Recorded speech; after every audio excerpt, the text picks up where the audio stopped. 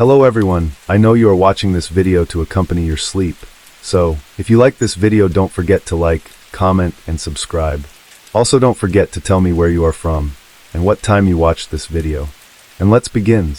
This is a recollection of the events that occurred on the February of 2023. As we got out of the rented car, my dad asked me, "Ready for the tracks?" I replied, "Of course." Little did I know that I was ready for the tracks, but not ready for what was about to happen. We started walking towards the seated ski lift. We entered the enclosure of the station for the lift, and as the seat slowly veered towards us, we sat down. I asked my dad, "Which path are we going to ride on?" My dad thinks for a few solid seconds and then answers, "Let's go off slope." I hesitate for a second, flashbacks in my mind reminding me of what off slope felt like back in Switzerland, and then agree with my dad. "Yeah, let's go off slope, why not?" We got off the lift and started thinking, should we start here or go even further up? We decided to go even further up, actually the furthest up we could go. It was that decision, the decision to go to the top of the mountain, that proved terribly wrong. We reached the highest point you can go to by lift. I put down my skis, my dad put down his snowboard, and we checked if everything was in our backpacks.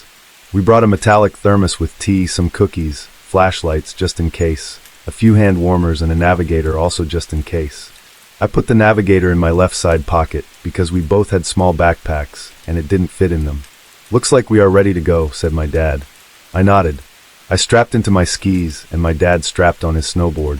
We took off down the mountain and we reached a pretty high speed quite quickly, maybe 30 or 40 kilometers per hour, I'd say. I wanted to go in front of my dad and I carefully overtook him. I turned around to give him a thumbs up, turned back around to face forward, and in 1 second I was riding through the deep snow, in the next I was flying downwards. Everything seemed to slow down at that moment. I looked downwards and in my seconds of flight saw something interesting. The snow had fallen downwards, taking me with it. At first I collided with the hard snowy ground with my left side, but then my head caught up and everything went black. The first thing I saw after hitting the ground was my dad's face as he was trying to shake me awake. I mumbled something incomprehensible, and as I started to wake, I became aware that the navigator we brought had been crushed by the fall. "Oh no," I thought to myself. As I got up, I noticed that my skis and my dad's snowboard had been snapped by the fall, and that we were in some kind of cavity. As I looked up, I saw the huge height we had fallen off. A menacing question started creeping into my mind. How are we going to get out? The sides of the hole we had fallen into were very smooth, and there was no way we could climb up them. My dad came up to me and started explaining what he saw when I started falling. "I was riding right behind you when I saw how you quickly fell down the hole. I tried to stop, but I was too fast and fell in right behind you. I didn't want to land on you, so I jumped forward a bit and landed first on my board at an angle, so it snapped under all of the weight and I landed on my butt. As we together thought of a way out, my dad decided to knock on all sides of the supposed cave we fell into. All the knocks were the same until one of them sounded very hollow. It was a sheet of ice on the wall, and the first idea that came to mind of what to do was to kick the ice down. The sheet cracked on the second kick and completely shattered on the fifth. As I looked inside, I saw something out of place. Metal structures. We were looking inside a room of some sort. The walls were white concrete, and there were some kind of metallic machines. We walked in confused and a little creeped out. Why and when was this built? I thought to myself, was this maybe some secret laboratory? It was eerily silent, except for the occasional dripping of water. As we walked further through the structure, the scent of mildew and dust hit our noses, and we started seeing other metallic machines with many different kinds of claws and hooks. It all looked very unsettling now. The light from the hole was fading steadily, and at some point we had to pull out our flashlights when it got too dark for us to see properly. We were maybe 10 or so minutes in when we heard the first sound except for water droplets since we first entered the laboratory. It was the ever so faint sound of what appeared to be footsteps of some kind. I gave the signal to my father to turn off our flashlights and wait. Everything went silent for a few moments. The steps resumed after the 5 seconds that felt like hours because of the fear that somebody was there with us. We got the chance to listen to the footsteps closely, and they sounded off. They were offbeat and very slow. They didn't sound human. Whatever it was far away, and there was no way they had heard us, so we were relatively safe for now. As we headed further, and I took my time to look at the equipment scattered across the rotting tables, forgotten, and seemingly hadn't been touched for 80 years. That theory proved correct when I saw a date on one of the crates, which was used to transport the equipment, the crate being used in 1943. The date didn't surprise me all that much since it all looked as old as it indicated. My dad walked over and said 1943, that's World War II era. Austria was occupied by Nazi Germany back then. And what use did they have for this lab in 1943 nuclear or bioweapons development? As I looked around the room trying to spot any hints that may give away the purpose of the underground facility, my eyes stopped on many reddish-brown stains scattered across the floor and walls. I tried to convince myself that it was just a coffee accident and not what it looked like. I decided to follow the stained trail and called out to my dad to do the same. I found out where the trail led only a 10-second walk through the rooms to find the trail's start. It was a glass chamber of some sort. It has a toilet, sink, and a bed. The bed was also stained with that putrid color of brownish red. There was a spot on the glass wall where the glass was broken, and it seemed that someone or something had broken out of the chamber, rather than in, since most of the glass shards were laying outside the enclosure. And at that moment I knew what this lab was for. It was for experimenting on people.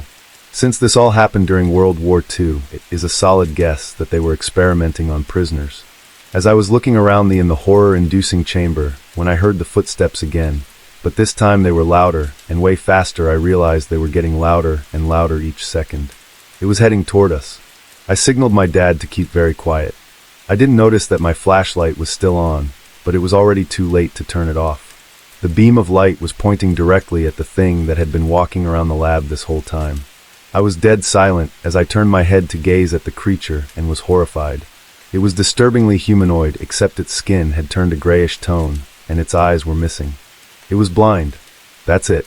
That's why it didn't see the beam of light. This meant that if we were very silent, then we could sneak past it and into another room. We were very lucky to find a room with doors that had working locks, and we sneaked inside, and as silently as we could closed the doors and locked the locks. We sat down on the floor, tired of the mix of adrenaline and fear. I decided to drink some tea and eat a little bit. I opened my backpack and realized that I hadn't closed the thermos tightly enough, and it had leaked tea into my backpack, but the amount leaked was small. I drank the tea and ate a cookie. I finished drinking. I put the thermos on the floor.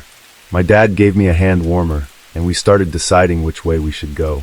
We only had two choices, since there were only two doors in the room. One led back to where we came from, and the other led to the other part of the laboratory. Well, we aren't going back to whatever the hell that thing was. My dad reasoned well.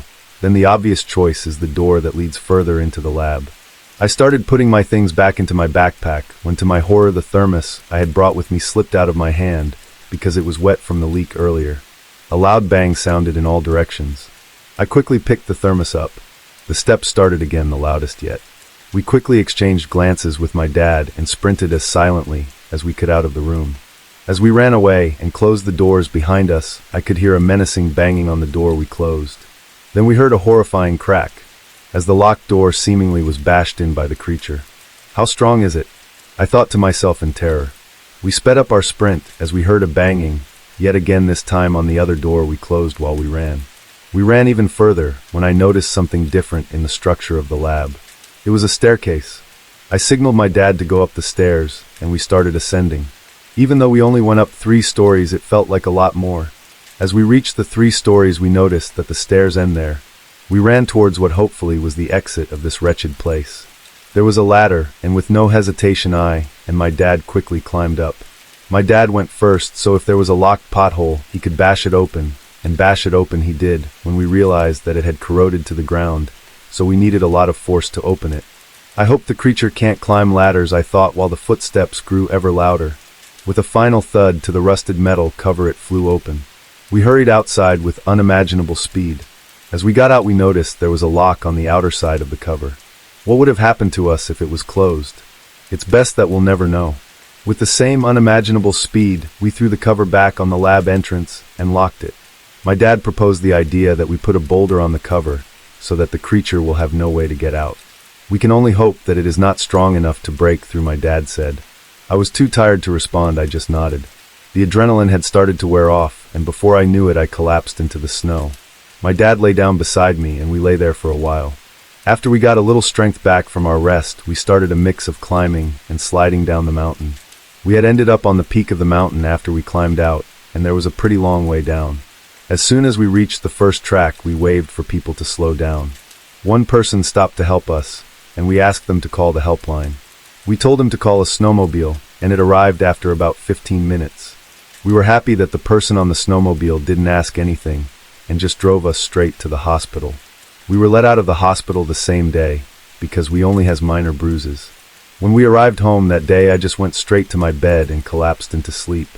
The next few days were spent mostly trying to find any information about a laboratory in the Austrian mountains, and found nothing except on the 5th day of research. When I was ready to give up, I found a website with what appeared to be info on the lab. It was some kind of website, and the first thing I saw when I went to see it was the big message, "Not secure." I didn't hesitate even for 1 second. I immediately clicked on the button, "Proceed to the website." The website looked sketchy as hell, but I was very desperate for information. I read the text, and it said the laboratory was built in the Austrian Alps in late in the year 1940, and it was used to experiment on humans. The laboratory had been known to infect people with several parasites and viruses, but it was quickly abandoned in May of 1945. The most probable cause of its abandonment is the end of World War II, but it is not certain. The laboratory has not been found even to this day. Its location is unknown. I didn't know what to think of this. I accepted this as truth because of what I've seen. I went to bed and didn't think of the incident much until one day. Early Monday morning, July 10th, 2023, at about 12:50 a.m., I was driving Matt's 2020 Toyota Yaris back to his house. After getting some gas and going to the local 24-7 CVS, he asked about Tower Street in Bristol. We were in central East Providence at this point.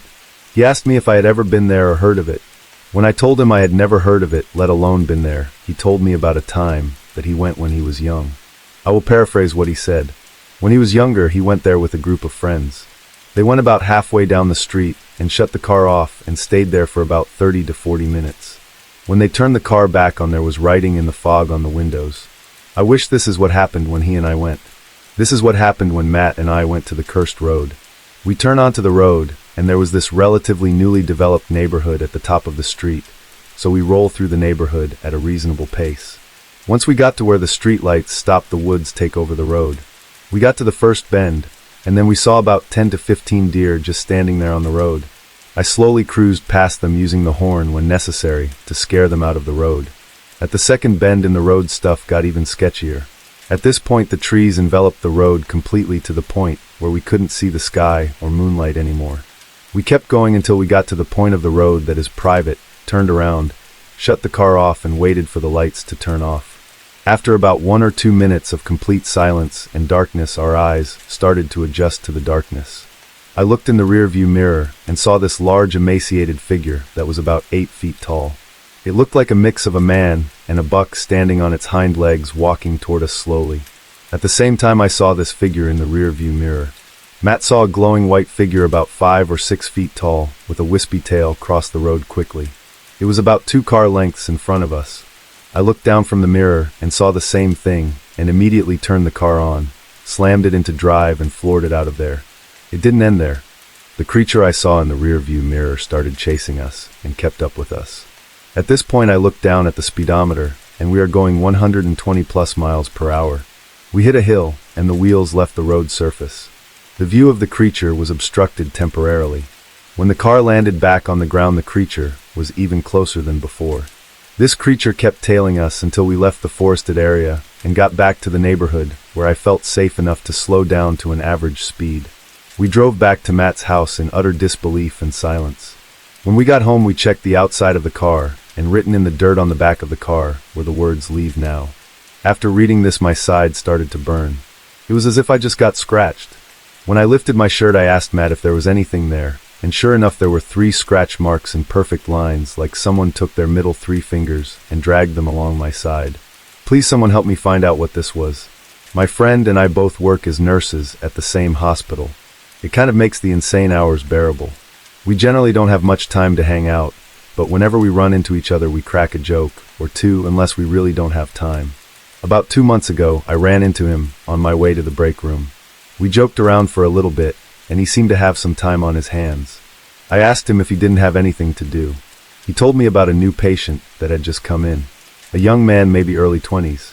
Nothing seemed wrong with the man, but he was completely unable to move.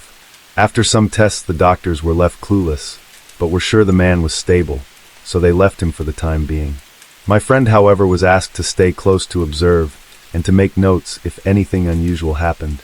My friend told me he just briefly left the room because he felt a bit uneasy. I laughed at him and jokingly started making fun of him. Scared of a paralyzed man. Be careful now. Maybe he'll turn into a sleep paralysis demon. He chuckled, but he didn't bite back like he usually would. He seemed nervous and told me to come into the room with him. When we got close to the bed, I understood what freaked him out so much. The man, while lying completely, still barely even breathing, had his eyes open, and they were staring straight at me, following me through the room. As we slowly approached, I got nervous too. This wasn't very common. I greeted him and asked him to blink if he could hear me. He didn't. His eyes remained open for an unnaturally long time. "See, freaky, isn't it?" my friend whispered.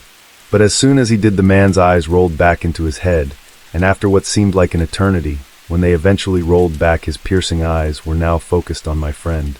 I told my friend that that's definitely not normal, and we should inform a doctor. But he didn't respond. He was staring right back at the man, eyes wide open. I thought he was joking at first, so I laughed nervously and hesitantly punched him on the shoulder, but he didn't respond at all. His body didn't even move on the impact.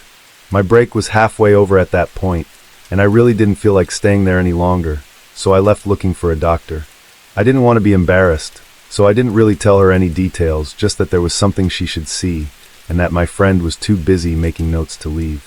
Luckily, she followed me, but when we got to the room, everything had changed. My friend was just sitting on a chair, notepad in hand. The room looked brighter than before somehow, and when I approached my friend, he seemed surprised to see me there. "Haven't seen you in a minute," he said with a big smile. "Was it last week?" It had been about a week ago before I ran into him that day, but I left him in that room not even 5 minutes prior. I, for good reason, was very confused. When I left the room, it seemed like he was possessed by some sort of demon, but now he was completely fine, smiling, laughing like always. I asked him if he was okay, and he said that of course he was. I didn't really know how to react, so I said that my lunch time was running out and left to get a coffee. The rest of my shift was like a normal shift, long and exhausting. I kind of managed to forget about what had happened and made myself believe that he was probably pranking me, or I had somehow imagined it. I don't sleep a lot, so it added up. I work late shifts, so when I finished it was dark outside and the hospital was a lot quieter. Weekdays are usually not too bad, less drunk idiots falling on their heads. On my way out, however, I had to go past the room with the paralyzed patient, unless I wanted to double the length of my walk. I didn't. I decided I would just quickly walk through the corridor and ignore the room. It couldn't hurt me anyways, right? It was dark. It's not like that never happened, but it definitely wasn't common. All I could really see was the emergency exit sign on the other side of the corridor. I pulled out my phone, turned on my torch, and started walking. The room was ever approaching, but I had decided to go, so I had to commit now. When I got close, I slowed down a little, keeping my eyes on the door, making sure it stayed shut. But then suddenly it burst open, and my friend came stumbling out, eyes red like he had been crying, and there were suddenly bald spots on his head. He crawled over to me and clung to my leg. "Please get me out." I didn't know what to do, so yelled for help. No one came, and he kept repeating the same phrase over and over, louder every time. It turned to screaming more and more powerful until he started coughing up blood. I grabbed him by the shoulders and asked him what was wrong, and then I realized that he hadn't blinked a single time. "Let's get out of here, okay?" I tried to sound confident and brave, but I'm not sure I hid my fear well. I tried to pull him up, but it was like his legs had stopped working. His screaming stopped, and he looked me straight in the eyes. "Protect me," he said. "Protect me from him when I go." His entire body went weak, and he fell to the floor. I heard a laugh from inside the room with the paralyzed patient. I rushed in, but there was no one there. Just an open window. I looked outside, but didn't see anyone. My friend ended up in the same bed, completely paralyzed, but his eyes always open, staring at anyone that dares enter his room. I haven't gone to see him since the incident, and I don't wish to. On a camping trip with friends in the backwoods of southern Georgia, at my cousin's grandfather's property, the really old site, he didn't maintain it well. There was a large cabin meeting house, lots of property, a lake, and a large wooded area that we liked to explore. There was a river that wound through the woods, and we built huge forts along it. We camped by the shore of the lake. It was low, but on the opposite shore a huge ridge rose with trees on either side. It reminded me of a carriage road. On our first night there we stayed up until about 1. I needed to use the bathroom, so I went to the meeting house, since we slept in tents. It was a wood-paneled ancient building full of animal heads, dark with few working lights. I stepped and turned on the light and paused. The animal heads had all positioned to be facing the door. Unnerved, I used the restroom and stepped out only to find them looking right at me on the other side of the room from where they were looking last. I ran out terrified, then realized I hadn't turned off the light. I looked back and was about to open the door to shut off the light when through the blinds I saw a black menacing figure in the corner of the room. This time the heads had swiveled to face it. Then of its own accord the lights shut off. I ran to my tent and zipped myself up. I didn't sleep much that night. The next day we were exploring the woods and discovered two places that, unbeknownst to us, would be the most terrifying places we had ever been later that night. We had built a fort along the river earlier that day, and we were following the river up when we came across a peculiar structure. A large triangular fort-like place made of what appeared to be tree roots. It was like a lean-to and was covered on the sides and top like a pyramid, but one side was slightly open like an entrance. Near the structure, in an opposite triangle, were three very deep holes. We were careful not to step in these. Inside the structure was a triangle-like object on the floor, made of what appeared to be finely whittled wood, very old and covered in an unrecognizable hieroglyph typewriting. We chose not to disturb this, but to mark the spot and give us an observation point, we laid logs across a nearby ditch in a Vietnam-style dugout and placed some large sticks with flags tied to them on top, so we could see the colors and know the spot. Then we found the ridge. The ridge started deep in the woods, almost parallel to our campsite, then wound to the lake and made up most of the opposite shore. We walked along it for about 15 minutes and noticed that the path was like a tree tunnel and the fallen leaves were well trodden, the path flat like a carriage trail. All of a sudden we saw in the middle of the path an RV. Not just any RV, but an ancient RV from like the 60s, like a van. We walked up and inspected it. It was filled with dust, and the inside had obviously not seen daylight in years, with prominent sun marks on the seats, and yet the inside was full of large boxed packages and files. I tugged on the handle and tried to enter, to my friend's delight. The door gave way, and I found a file sitting on the seat. It was very dusty, so I slapped it against the dash, and the dust fell away to reveal very faded letters. The only non-faded or humidified characters were the large bold printed letters at the top. It read: Gay Site 16, anomalous behavior detected, structures, common manifestation present, keep high alert level. One noticed the boxes, and pulled one over, opening the lid. It had a bunch of the finely whittled sticks, a gooey black substance in a jar, and what appeared to be an etched polished metal sphere. The note in the box read: Station unsafe, will begin remote monitoring the situation, still undefined, no further progress, holes still prevalent. I was very puzzled, so I pulled over another piece of paper lying on the seat. It seemed newer than the others, but still old, with a hole running along the edge, the decaying carcass of a bug lying stuck to the paper. I picked it up and read: Gay Site 16, weekly instruction, inspect lake floor, and direction Bravo owner, expected to arrive soon, be ready to stow equipment. Another structure has appeared 0.6 miles away from your post, direction 223, and I assumed the structures were referring to the wooden site, and that manifestation could refer either to weird occurrences or the black figure I had seen earlier. On our walk back, I and my friends felt like we were being watched, and I turned around to see a black figure dart behind a tree. We began to sprint, and I kept seeing it in my periphery. However, later that day we were brainstorming what it might have been, and I realized that the neighbor's house had spread black labs, and that the figure I saw was probably one of his dogs chasing us. We went fishing that afternoon, and I caught a large black eel, slick and eyeless. It had large teeth and tried to snap at my fingers. I threw it back terrified, and it went back into the water. I discovered later that eels were not supposed to be living in that lake, and their appearance was unexpected. There was not a species nearby that matched what I had seen. That night we played manhunt, and I went deep into the woods and hid with a friend in the dugout we built near the structure. About 10 minutes into hiding, it's about 11:30, we saw a large black figure about 10 feet in height rise from the structure and start walking slowly towards our dugout. It was a low-to-the-ground dugout with an entrance in the front and the back. We sprinted out the back entrance and towards our tents. We turned and saw the creature sprinting after us, catching up quickly. Suddenly, the creature stopped and looked at the ridge behind it at a very specific spot. It was a spot about 300 yards beyond the RV. Suddenly, there was a muzzle flash from the ridge, and the creature started getting pelted with rounds of some caliber. It screeched and began sprinting up the ridge, passing the RV in seconds. As it passed, the lights flickered on in the RV and then off again. The creature was beyond view in the darkness, but we heard screams of someone fat along the ridge. We slept inside the meeting house that night, and a thunderstorm rolled in. I woke up about 4 a.m. to see the creature standing about 10 yards away from the cabin windows, head obscured. I did a double take and it was gone.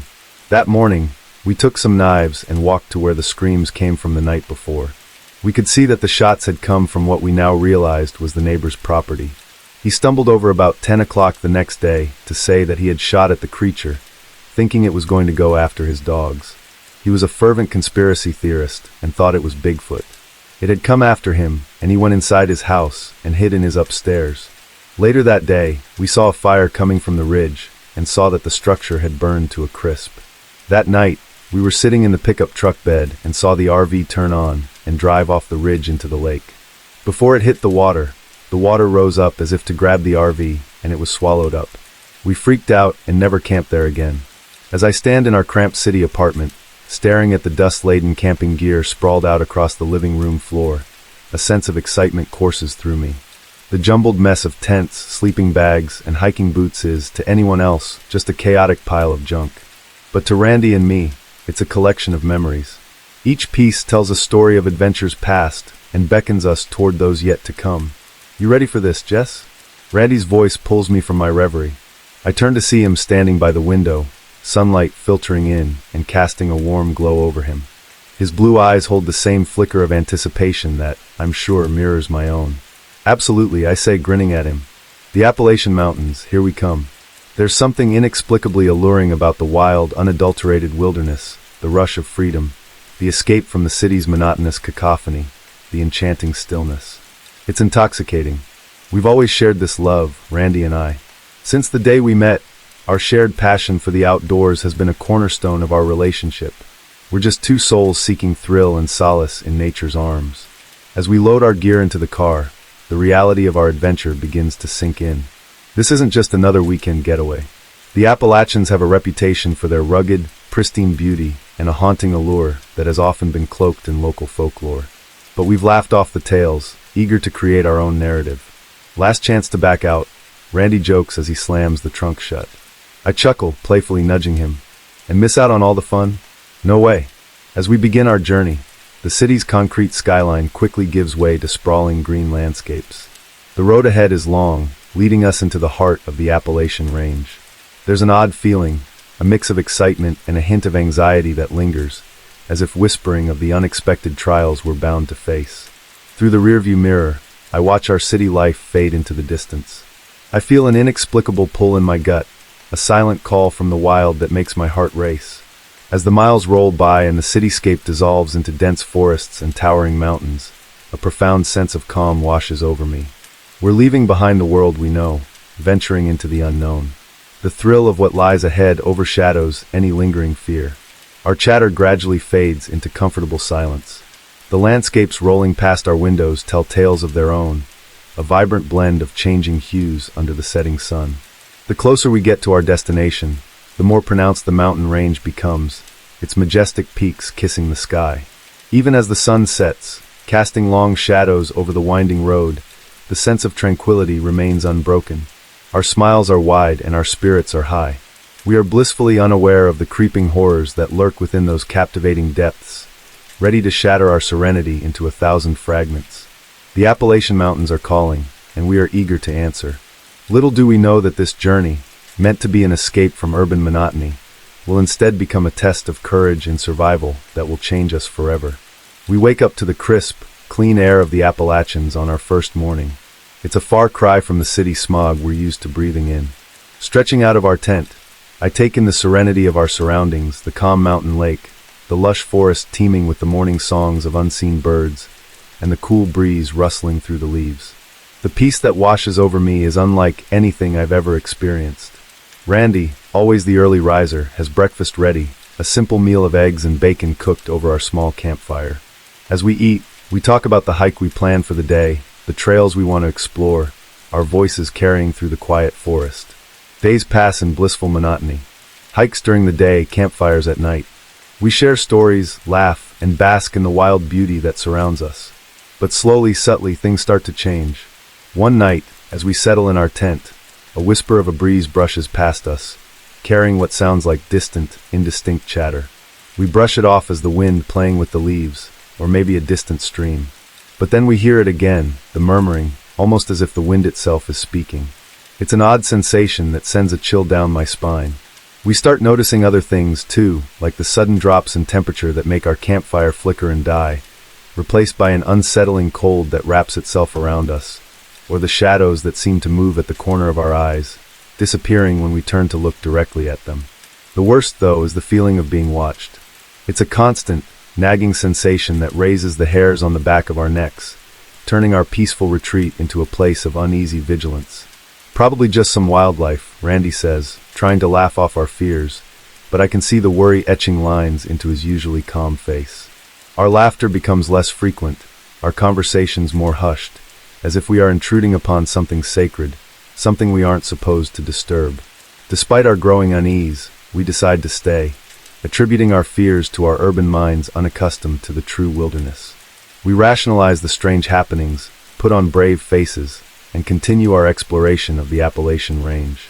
But every rustle of leaves, every creaking branch, sends us into heightened alertness. As time passes, our once peaceful campsite starts feeling more like a prison, hemmed in by invisible watchers and whispers that can't be traced to any source. The beauty of the Appalachians is still present, but now it's overshadowed by an undercurrent of fear that taints every sight, every sound. Our days of carefree exploration are replaced by nights of restless sleep, punctuated by disturbing dreams and the eerie nocturnal sounds of the forest. We clutch each other tighter, seeking comfort in the shared terror that something is out there, lurking just beyond our sight. Our once cherished adventure is no longer the escape we had envisioned. The serene stillness of the Appalachian wilderness has transformed into an eerie silence, heavy with dread. We try to dismiss our fears, to laugh off the strangeness as mere tricks of our minds. But as we burrow deeper into our sleeping bags, the cold reality sinks in. We are not alone in this vast, untamed wilderness, and whatever shares our space, it's watching us. Feeling hemmed in by the unseen watchers of our campsite, we decide to take a longer hike, hoping to find some respite and movement in the distraction of exploring. We pack our gear and set off into the heart of the forest. The farther we trek, the more overwhelming the presence of the mountains becomes, a massive living entity both alluring and intimidating. It's during this hike that we stumble upon the old cabin, tucked away in a dense copse of trees. It's a worn-down, lonely structure, its wooden planks weathered by time and elements. Moss and vines crawl up its walls, nature slowly reclaiming what was once its own. There's an eerie stillness around it, a heavy air of forgotten tales. Curiosity piqued, we venture closer. Randy pushes open the creaking door, revealing an interior as abandoned as the outside suggested. Dusty furniture, a moth-eaten rug, a fireplace filled with long-extinguished ashes. Yet, despite its derelict appearance, it feels like we're trespassing, stepping into a place where we don't belong. In the corner, we find a box filled with old journals. The faded pages tell stories of a time long past, of the people who once lived here, of harsh winters and fruitful summers. But the more we read, the more we uncover unsettling tales of a sinister being that's part of the local folklore. A skinwalker, the journals call it, a creature capable of changing its form, taking on the guise of any creature it wishes, even humans. As I read the detailed accounts of its shape-shifting abilities, its talent for mimicry, a cold shiver runs down my spine. The eerie accounts match too closely with our own experiences in the campsite. We share a look, a mutual understanding passing between us. The whispers in the wind, the moving shadows, the chilling sensation of being watched. All signs point to the presence of this creature from the local lore. But our logical minds struggle to accept this possibility, attempting to dismiss the tales as mere superstition, an exaggerated product of isolation and fear. As we exit the cabin, the dusk setting in, we find ourselves enveloped in an oppressive silence, the forest holding its breath. We make our way back to our campsite, the forest looming around us, an unspoken fear gnawing at our insides. That night, huddled in our tent, we discuss the legend of the skinwalker. Randy tries to rationalize it, the scientist in him refusing to believe in such folklore. But his voice lacks conviction, and his darting eyes betray his apprehension. I too want to dismiss the tales, to believe we're just two city dwellers out of our depth. But the unease has burrowed deep within me, refusing to be shaken off. Every creak of a branch, every rustle of leaves is a reminder of the terror we're potentially facing. Despite our skepticism, the cabin and its disturbing legend have sown the seeds of doubt within us. As darkness envelopes our campsite, we find ourselves trapped in a reality where the boundary between rational skepticism and the unnerving local folklore is blurring.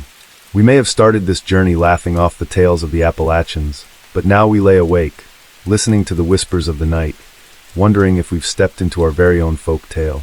The following day is overshadowed by the knowledge of the Skinwalker legend. We stick closer to our campsite, our adventurous spirits dampened by a tangible fear. Despite our efforts to laugh it off, to immerse ourselves in the natural beauty around us, the unease is palpable. The turning point comes as twilight bleeds into the night. We're huddled around our dying campfire when we hear it, a grotesque guttural howl that cuts through the forest's ambient noise, chilling our blood. The sound is neither human nor animal, a distorted amalgamation that sets our nerves on edge. Then, from the shadows at the edge of our campsite, it emerges.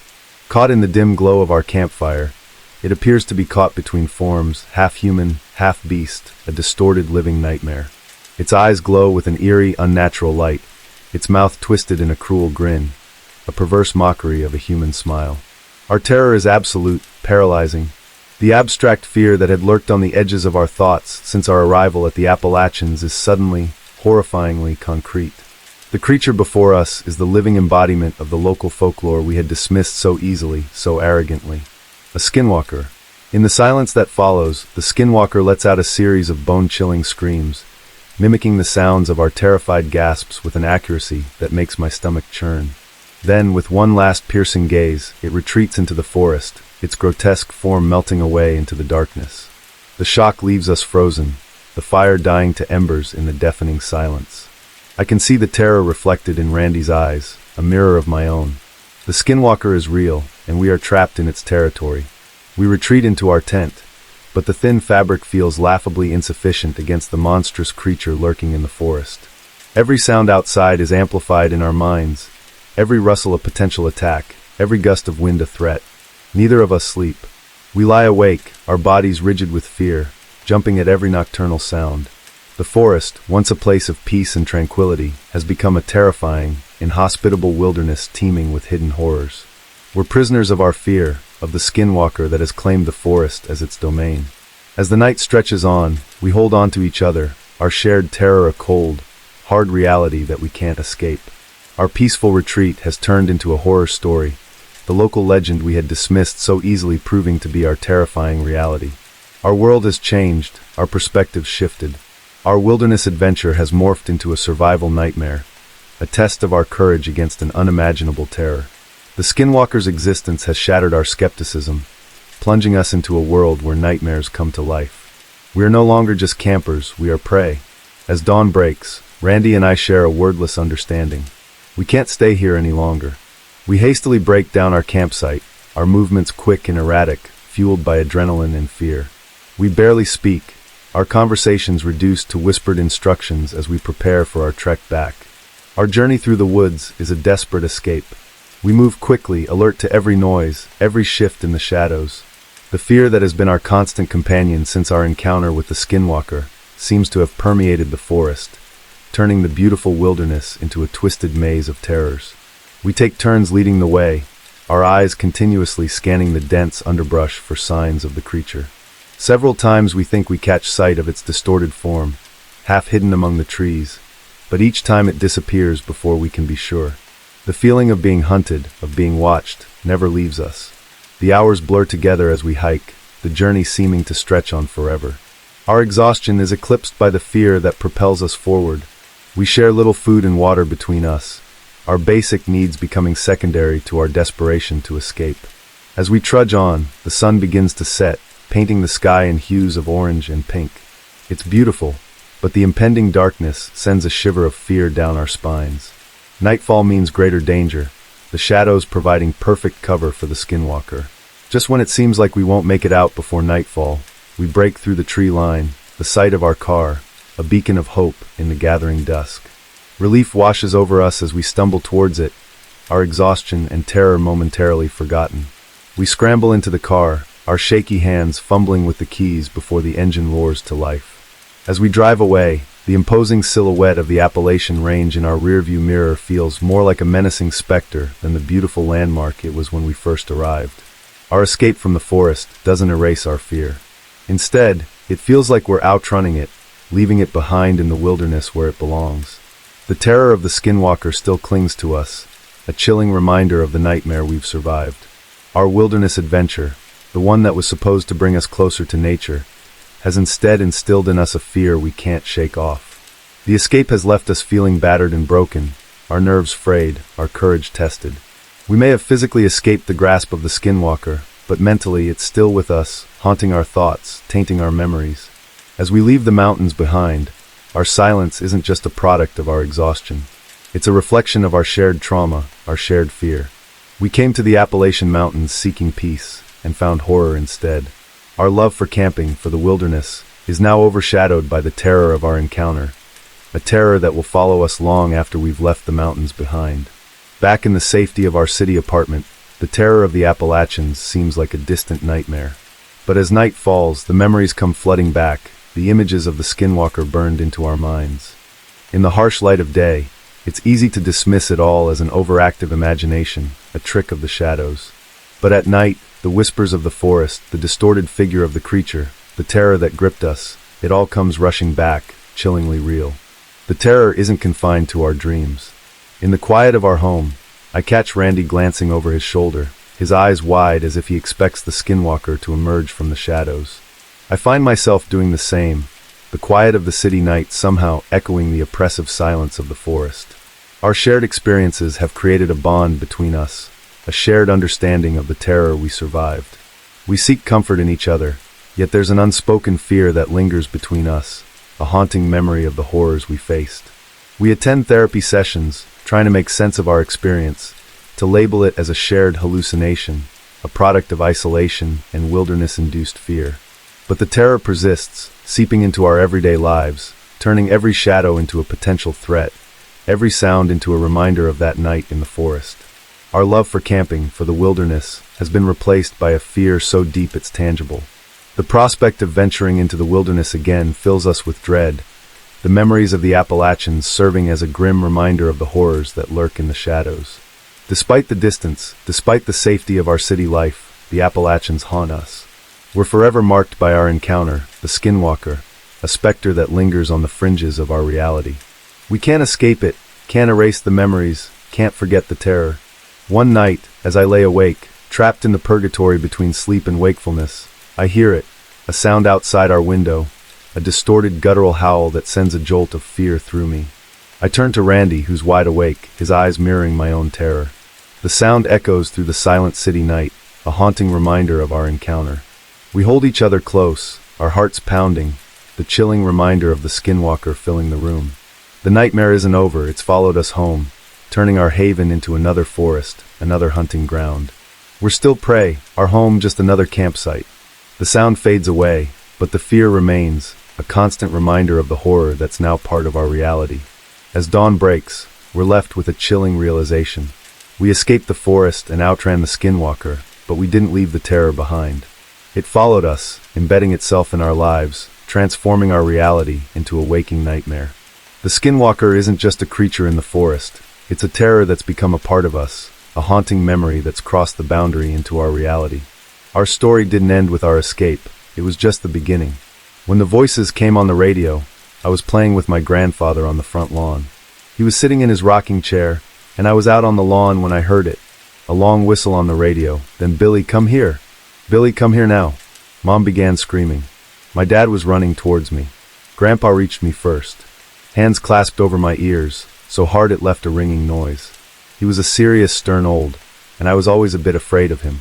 Now he yelled at me over and over, "Don't listen to him. Billy, don't listen." His voice came out in a suffocated whisper. "Please, God, don't let him listen. I love him." The old man's lined face was scrunched over. He was crying.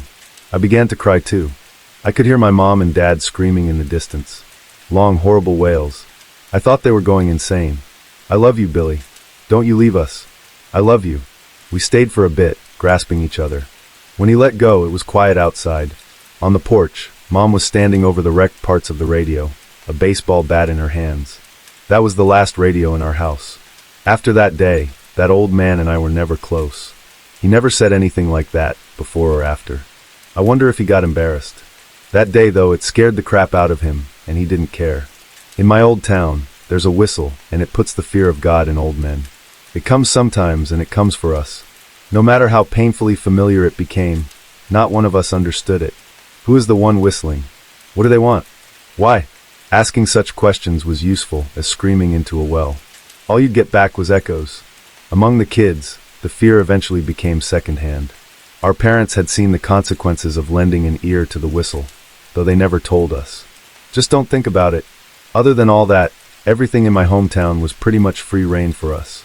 We were, of course, told not to play in dangerous areas, and of course, that just spurred us on. One such place was the old scrapyard, the type of place where you can call active or derelict in equal measure. The favorite spot was a vast heap of warped metal frames at the very edge of the lot, disappearing into the woods, fit for summiting any dry day of the week.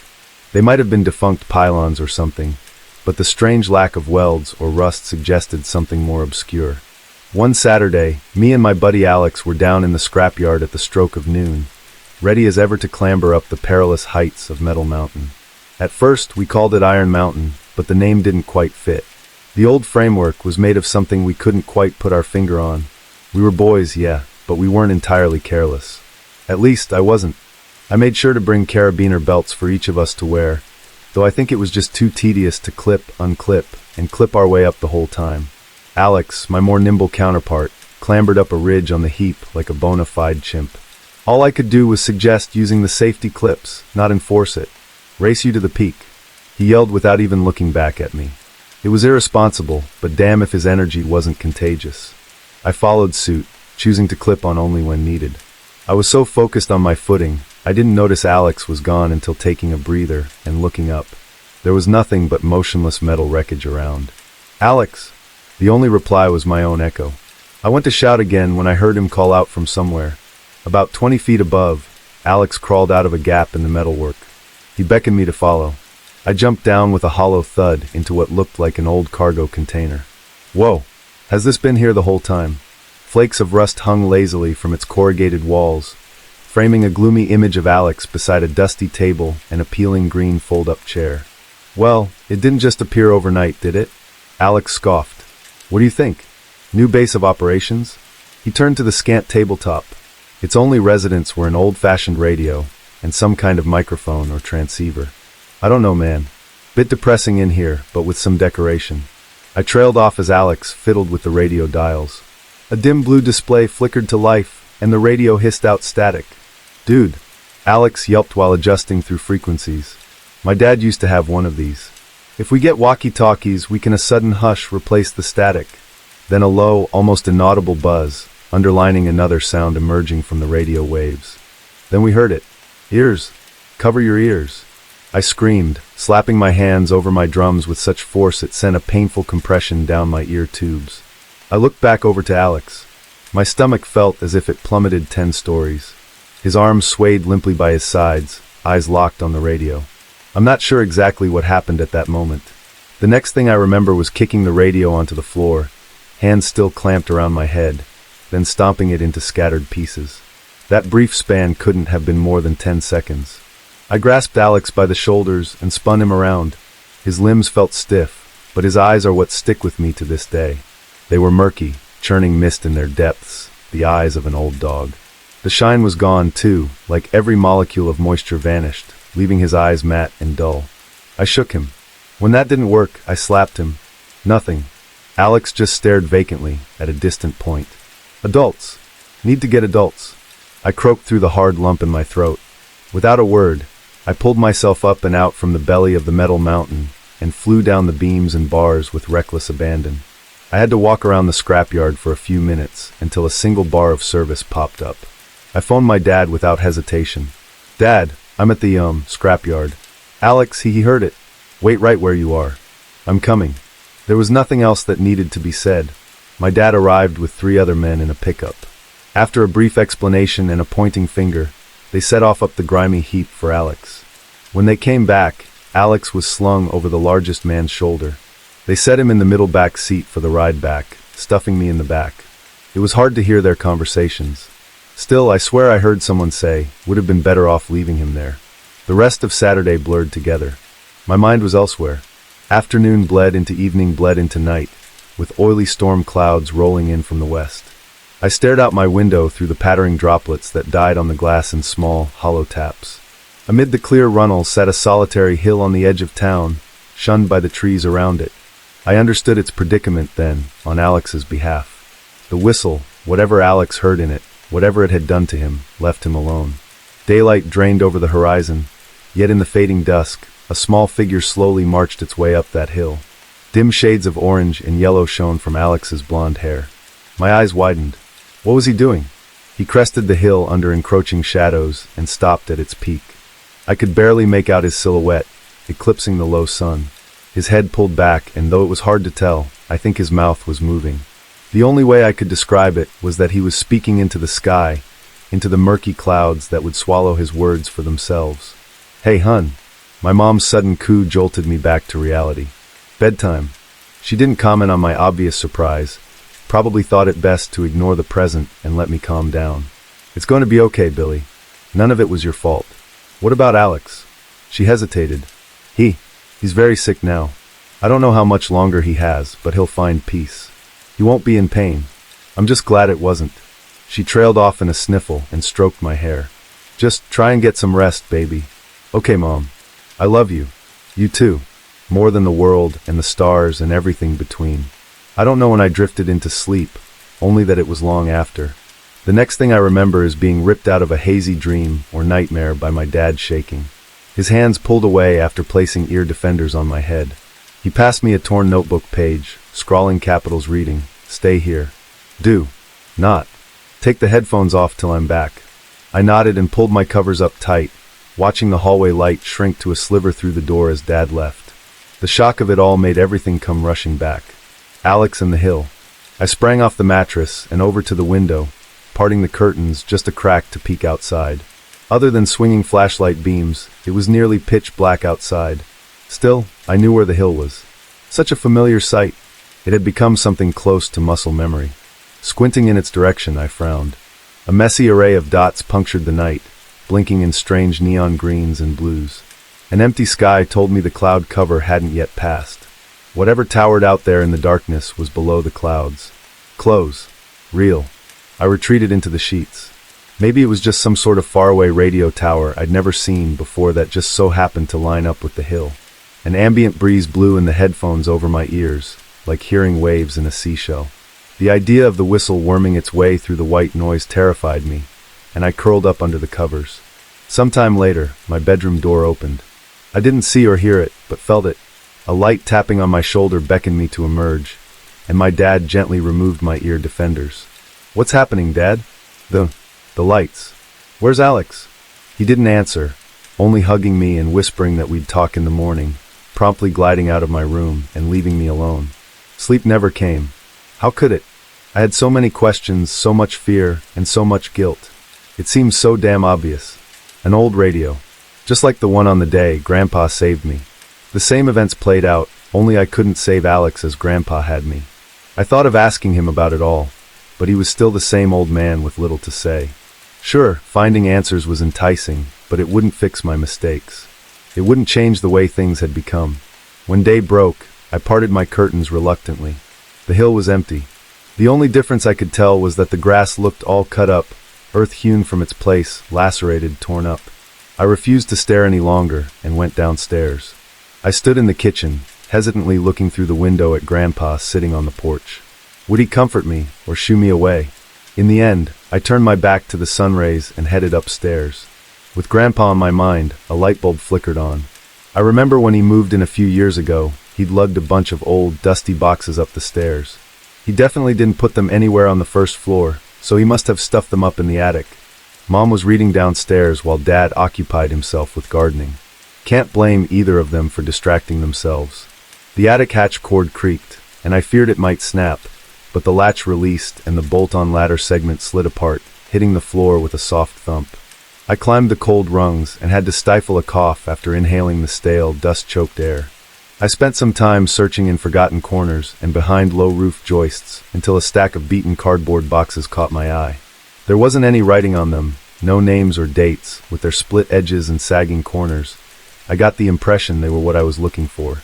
The boxes held bundled stacks of papers, some faded photo albums, and the treasure of my hunt, a leather-bound diary. The spine cracked as I flicked through its pages. Most of the contents were mundane, everyday life, until I stopped at a series of late May entries from '72. I won't bother writing it in my own words. The raw details are more than enough. This is what it said, May 23rd, 1972. I need to get it out, because if I don't, I'm scared that I'll forget it. Not that I want to remember. I want to forget. I want that more than anything. But if I forget, it'll come back and put someone else in danger. It'll take someone the way it took Jim Paulson. I need to start this at the beginning, or as close to the beginning as I can. Jim and I worked at Reynolds Quarry together. We didn't know each other beyond that, not really. Sometimes he'd be there when we went out for drinks as a crew, but mostly we just kept to ourselves. I didn't know Jim, but I liked to think he was a good man. He had this big belly laugh. No matter how bad the joke was, he'd give a chuckle and slap his knee and tell you, "You're funnier than Bob Hope." I think he was married. Yes, his wife was named Regina. They had 3 kids with another on the way. I should call her and have Cecilia send over a casserole or something. No woman should go through what she's going through right now. Lily and Pierce worked for the quarry too. The secretary, we all called her Nurse Lily because she was in night school for nursing. She'd also patch us up when we got hurt. I think some of the men came to her with bumps and bruises that didn't really need looking at, but she was professional about the whole thing. Always had a smile and a kind word. Always sent you back to work feeling great. I always wondered why Nurse Lily wasn't married. She was still young, only 30. I know people who would have called her an old maid, but she had time. Her whole life was laid out in front of her. She could have had whatever she wanted, a nursing job, a husband, a sweet little baby. I shouldn't be sentimental over Nurse Lily. I can't get sentimental now. Getting sentimental will only cloud my thinking and prevent me from remembering how it really happened. I think that's what it wants. I think it's filling my head with sweet thoughts of Nurse Lily and Jim Paulson. As I said, Jim and I weren't good friends. We worked together. It never went beyond that. I'm getting distracted. I keep feeling that if I don't write about it, it won't be real. It is real. It happened. Goddamn, it happened. There was an explosion. I remember that. When the dynamite went off, Jim and I had laid the wire and were climbing up out of the quarry. I remember the pain in the side of my head, ringing in my ears. Warm, wet crimson running down the side of my face. Doc Hanlon says that flying debris ruptured my eardrum. I don't remember that. What I do remember is seeing Jim's face covered in blood. His hands pressed over his eyes. His mouth open in a distant wail. He was next to me, but he sounded like he was 10 miles away. I grabbed him under the arms and dragged him out of the quarry. The other men helped us to Nurse Lily's station. She had this little office in a trailer where she did paperwork and kept first aid supplies. I saw her through the window. She was wearing this little yellow blouse and had her hair tied back with a red ribbon. And I remember thinking that we'd ruin her blouse with all the blood. She jumped up and ran to us, ushering us in. I remember her shoving Jim into a chair. She grabbed her first aid kit, and I remember thinking that it wouldn't be enough. Jim had moved one of his hands, and his left eye was bright red, bathed in blood. The skin around it was shredded, blood streaming down over his face, seeping onto his shirt and pooling at his collar. Whatever had hit me in the ear had hit him in the eye. I sat and pressed my hand against the side of my head. My ear was a wet, pulpy mass. Nurse Lily had this little radio on her desk. She always had music on. She used to sort of dance to it as she moved around the office. I don't know why I'm writing about that now. I suppose it wants me to. It wants me to think about Nurse Lily dancing instead of what really happened. The music was there until it wasn't. The music stopped. I don't really remember when, but it did all of a sudden. A low droning sound started instead, sort of like a shrill whine or maybe a whistle. This long low note just filled the air. I'll be deaf in that ear for the rest of my life. But that day, my dead ear probably saved me. Nurse Lily was pressing bandages against his face, her mouth moving a mile a minute as she tried to tell him that things would be okay. The ambulance was on its way, and he'd be all right. Jim Paulson just got up and walked out of Nurse Lily's office. He just got up and walked outside. She ran after him. At first I thought that she was trying to get him to come back, but once she caught up to him, she just walked alongside him. They went outside together. I didn't go after them. I watched from the window as they marched out towards the quarry. I should have gone after them. I should have. I shouldn't have let them, but I don't think I could have stopped it. Jim tilted his head back till he was staring up at the sky. His face turned blue. I've seen a face turn blue before. My boy's face turned that exact shade before I realized he was choking and slapped his back until he threw up chunks of hamburger. But Jim wasn't choking. His skin glowed like the fuzz you see on the TV when the rabbit ears need to be adjusted. It was so bright. So bright. I covered my face, but I could still see it. Jim's mouth opened, and a long thin wire sprouted up like a vine snaking up through the dirt. The wire was black and thin, barely visible. Little satellites budded along it, blooming like obscene iron flowers. My teeth began aching then. It felt like the filings were trying to get out of my back teeth. I remember thinking that mine wanted to grow and stretch like his. I swear I felt the metal wiggling. I think I was screaming. More wires were starting to grow out of Jim's head. They sprouted from his ruined eye sockets. I didn't notice Nurse Lily. Not at first. She bolted, running forward and clawing at her face. Her pretty face. Wires were growing up out of her eyes and nose and mouth stretching up towards the sky. She stumbled forward, clawing and scratching, trying to pull the wires out of her skin. I didn't realize how far away she was. I should have run after her. I should have found a way to stop her. I was so focused on the metal worming up out of her flesh, I didn't fully realize that she was running for the quarry. She threw herself into it. I think maybe she knew what was happening.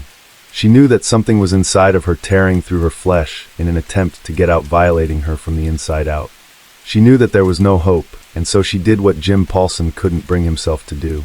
She threw herself into the quarry and ended it. God help me, I should have stopped her. I should have saved her. She had her whole life left to live. I can't think that way. Not after what happened to her face. That metal was rooted somewhere deep inside of her, ripping its way out. Maybe if it had just been the metal, things would have been all right. But it wasn't just the metal and the wires. There was something else. Something took over Jim Paulson. Something made him different. Something reached into him, yanked out his soul, and took over his body. That's what I tell myself anyway. The alternative is worse, because the alternative is that Jim was still in there watching as the metal monstrosity piloted his body. He looked so relieved at the end. God forgive me for not helping. God forgive her. They say suicide is a sin, but I think God will forgive Nurse Lily. If there is a God, if he is just and all-knowing, if he truly does love and care for us, then he'll forgive her. But I know deep down that if such a God exists, he never would have let it happen in the first place. May 24th, 1972. Jim Paulson is dead. I've told everyone who will listen. Jim Paulson is dead and nothing can bring him back. May 25th, 1972. God forgive me. Jim would have done the same for me.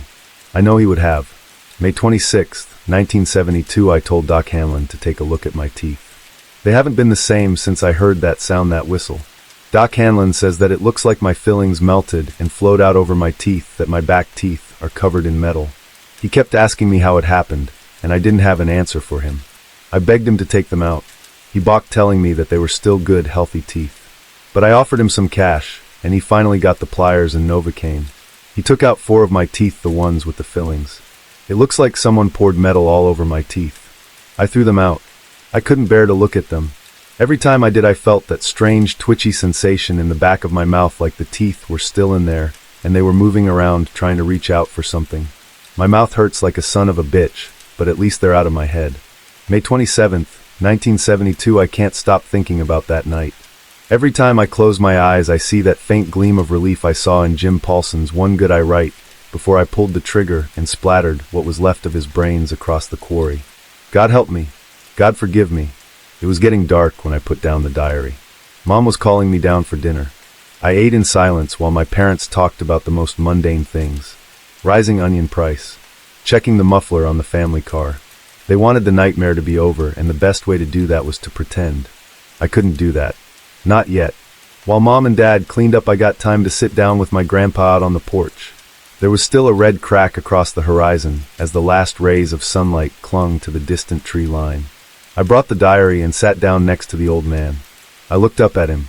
"Grandpa, can we talk?" I asked. He met my gaze and noticed the diary. He shook his head. "No, son." He patted me on the back and grinned. "Get on the other side." "Can't hear you." We switched sides and I gave him the diary.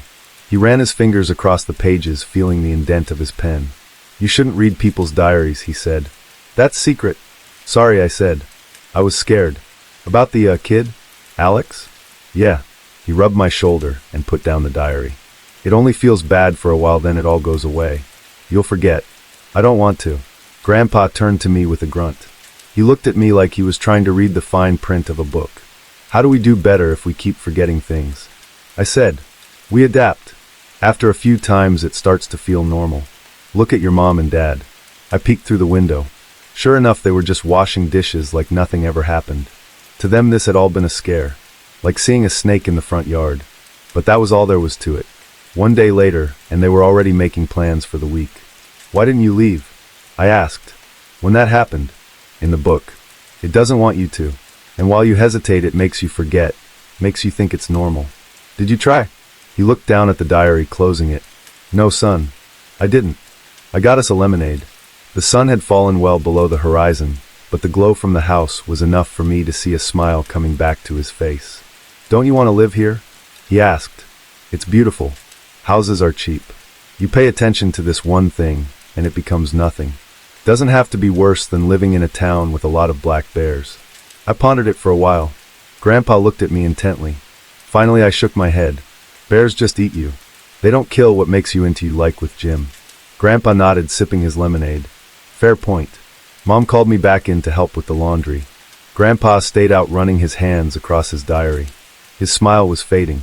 Maybe thinking about Jim for the first time in years dislodged something in his mind. I did my chores, read some comic books, and tried my best to think about something else for a while. By the time I got in bed, my parents were convinced I'd forgotten about the whole thing. Maybe they had, but I hadn't. As Mom tucked me and Grandpa came up to say goodnight, Mom left us alone for a moment. As she closed the door behind us, he sat down next to me and rubbed my hair. "I know you're scared," he said. "If you could leave this town, would you?" "I don't know. This is important, son. If you stay too long, and if this becomes too normal, you'll stay forever. Right here with Mom and Dad, and all the pretty girls in school, and all these nasty nightmares will fade. But they'll still be there, right? Even if I don't remember them?" Grandpa sighed and squeezed my hand. "Yeah," he said. "They will." "Then I guess I'd want to leave. Even if it's just you. Even if you have to leave Mom and Dad and school behind." Even in the dark, I could see the glint in his eyes. What he asked wasn't just a hypothetical. This was something consequential. Still, thinking back on Alex and how easily people forgot about him, the answer was simple. I could never live here knowing that death was a whistle away, and knowing I could one day be okay with it. "Well, that's terrifying." "Yeah," I said. "I want to leave." "Then we'll fix that," he said. "Tomorrow, all right?" "All right." I barely slept that night. There were too many questions running through my mind. I kept thinking about the diary and the vivid imagery that Grandpa painted. I thought about the look on Alex's face after he'd heard the whistle. I felt the surge of anger in my chest when I smashed that radio. There were so many emotions brewing under my skin, and I couldn't keep track of what to feel. So instead, I just lay awake, shaking, hoping to feel some rest before dawn. By morning, I'd gotten about 3 hours of sleep. Dad went to work, and Mom took me grocery shopping. At lunch, she went out to meet some of her friends, and I got to stay with Grandpa for a few hours. I didn't mind. Grandpa and I went to the park. We found a quiet bench overlooking a duck pond. We just sat there for a while before he handed me an envelope. "You know the bus stop at the north side, the one past the malt mill?" I nodded, tracing the edge of the envelope. It had an elegant "To William" text written on the front. "There's a bus that goes by there every midnight," Grandpa said, "and you can get on that bus and never look back." Where would I go? He handed me a crisp $100 bill. "An old friend of mine can meet you at the end station." "But do you really want this? Do you really want to leave?" The ducks played in the pond, quacking contently. The wind made the reeds whistle a subtle tune. "Yeah. Then tonight you go to that bus. You don't tell a soul about it. You just go and don't look back. Take your bike and keep your ear defenders on until you step foot on that bus." "Will the whistle let me leave?" "It will." "How?" Grandpa gave me a handful of unsalted oats for me to feed the ducks with. I was swarmed by a dozen happy birds, and still the reeds whistled.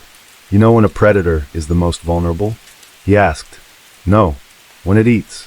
So to get it to look the other way and for you to get out, it has to eat." "I don't get it." "It's all there," Grandpa said, tapping the envelope. "Don't read it until you get on that bus. Are you coming with me?" "I can't, son," he smiled. "No one can." The day went on as any other. Mom made meatloaf. Dad fell asleep reading the newspaper.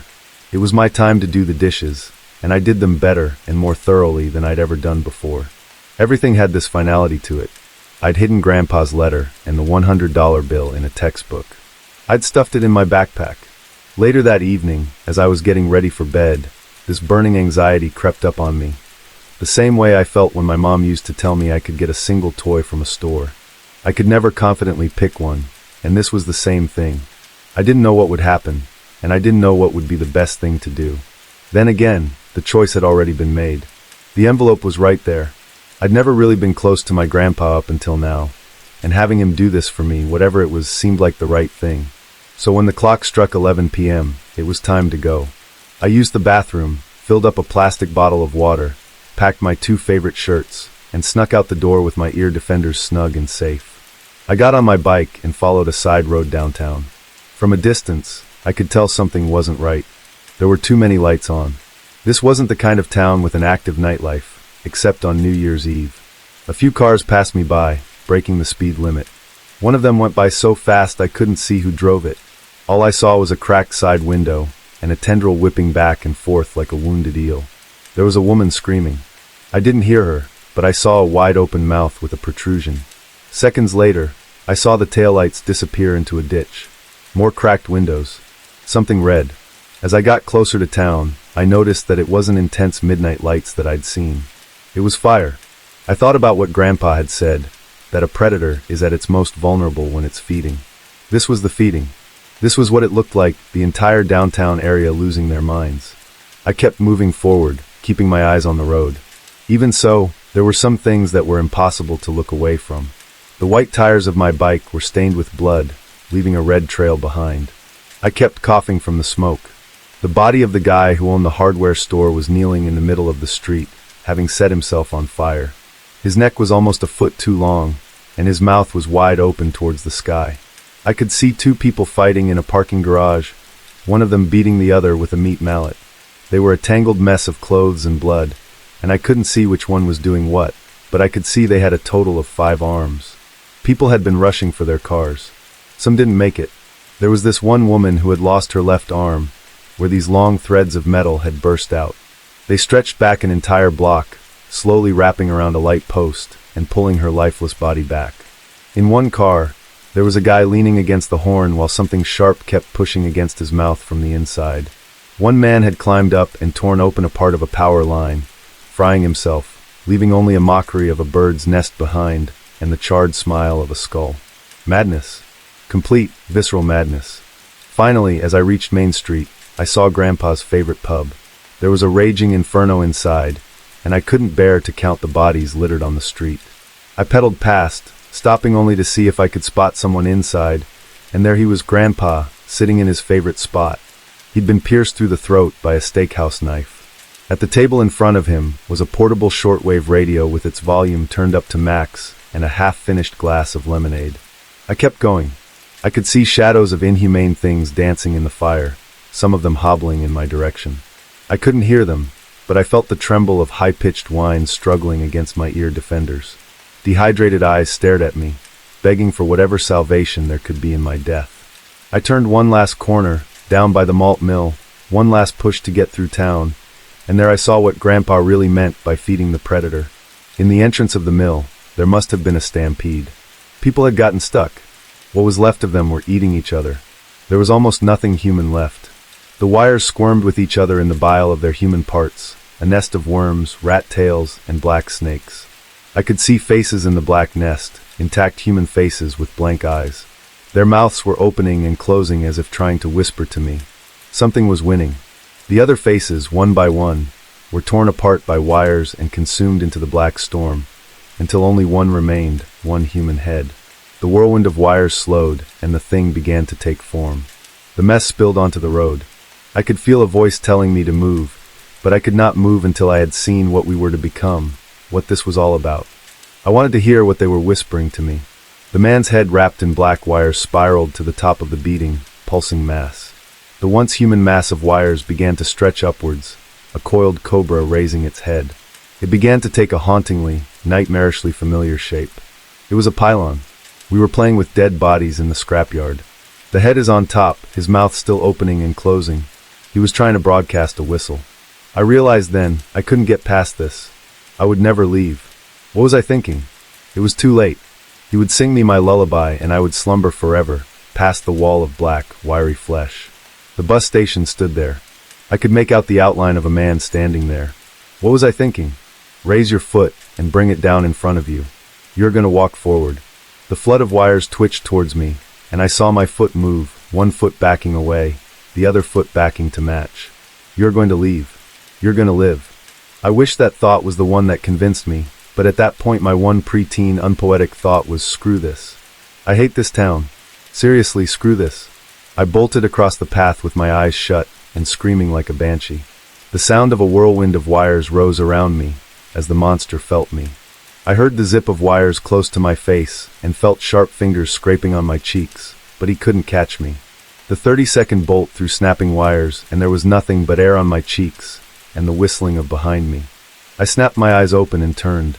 The nest was stapled to the spot, their wires increasingly bound to the metal frames. The wires reached out in vain but receded further and further into the monstrosity. Once rooted, they weren't supposed to leave, I guess, but I was. With joy in this thought, I kept running all the way to the bus station. It was empty. At this point in the night, only one other person was there, the last of my grandfather's instructions. The man was standing there. He wore a quarry uniform covered in dirt, a hospital mask and sunglasses. Dirty and grimy, he leaned against the wall and stared at me. Breathing hard, I couldn't speak out, but I knew it had to be him. He was looking at the monster pylon building itself out there. The whole scene left him unfazed. He gestured upon the pylon monster in contemplation. They're feeding a lot. There'll be no whistle tonight. In between breaths, I asked, so we can leave, right? They don't just have a seeking whistle, boy. There's one more independent countermeasure right here, and another down the road. I stumbled closer. Who are you? You've heard of me, Billy. I'm an old friend of your grandpa. I was too close. One hand grabbed my hair as he brought his eyes down to mine. His mouth was full of wires. My ear defenders were snatched and smashed into the ground. Listen, boy, I want you to hear me. Liquid. I could hear the cold, liquid static issuing from Jim's decades-dead body. Boy, why leave, boy? Stay with your family? Have a family. Grow the family. Stay in the farm for the harvest. He grabbed my arms. Under the thin skin, his fingers felt like bags of snakes. I'm leaving. Screw you. I'm leaving. He grinned, and the wires inside his wriggled like snakes. Today's early harvest is acceptable compensation. He leaned in. You can leave, boy. He let go of my arms. I could still feel the wriggling sensation of the wires under his skin. Better thank your grandpa for this. Your strain will be salvaged. Your parents will provide another crop. He raised an arm to the southern road. Walk down that road. Isn't there a bus going there? Why would there be a bus out of here? No one ever leaves. He raised his arms in a gesture, encompassing everything. But feel free to come back down when you get the itch, boy. You never forget your hometown. Bring your family. Listen to the tunes. The thing in Jim's skin stood stock still, grinning with his mouth open, wires writhing inside. He was like that when I left the station, even as I looked back constantly to make sure. That would be the last conversation I had in my town. Down the street, I found what I expected out there. A maze of ruined, burned cars blocked the street. Some had their roofs ripped open as something emerged. Others still had half-formed wires and meshed with bones and vacationing clothes. The radios inside all looked dead and burned out. Still, I got off the road and headed into the wilderness, not rejoining till the sun rose and the road was empty. I was the only thing moving on that road. I wonder if I was the last. We'd been wanting an adventure before starting a family, and the pandemic was the kick up the butt we needed. While we were involuntarily housebound, we did a lot of research and decided on traveling the Americas for 3 months. We're from the east of England, so quite frankly, anywhere would have been an adventure. We were fortunate to be in a position where a 3-month sabbatical was a comfortable option for us. My grandparents were wealthy and had left me a generous sum when they passed, and my husband Joseph and I both had great jobs. I had just turned 30 the week before we left. Joseph was 32. It just felt right, a now or never type scenario. Calgary was our first destination, followed by Vancouver. Then we traveled through the western states of the U.S. down to Mexico. We were just over a month in by the time we reached Guatemala, where we were staying in a forest campsite next to Mayan ruins. On our first night, Joseph excitedly called out to me as I towel-dried my hair after an outdoor shower. "Danny, come look at this." There was a tarantula in the corner of our spacious tent. One of the employees said it was harmless, and he even offered for us to handle it before moving it outside of camp. I was apprehensive, but I briefly held it after my husband, such a surprisingly delicate creature.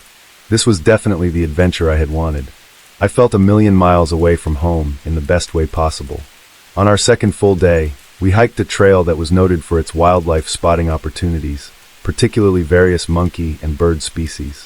In the process of taking a picture, I dropped my phone and was taken by surprise as a small monkey took off with it.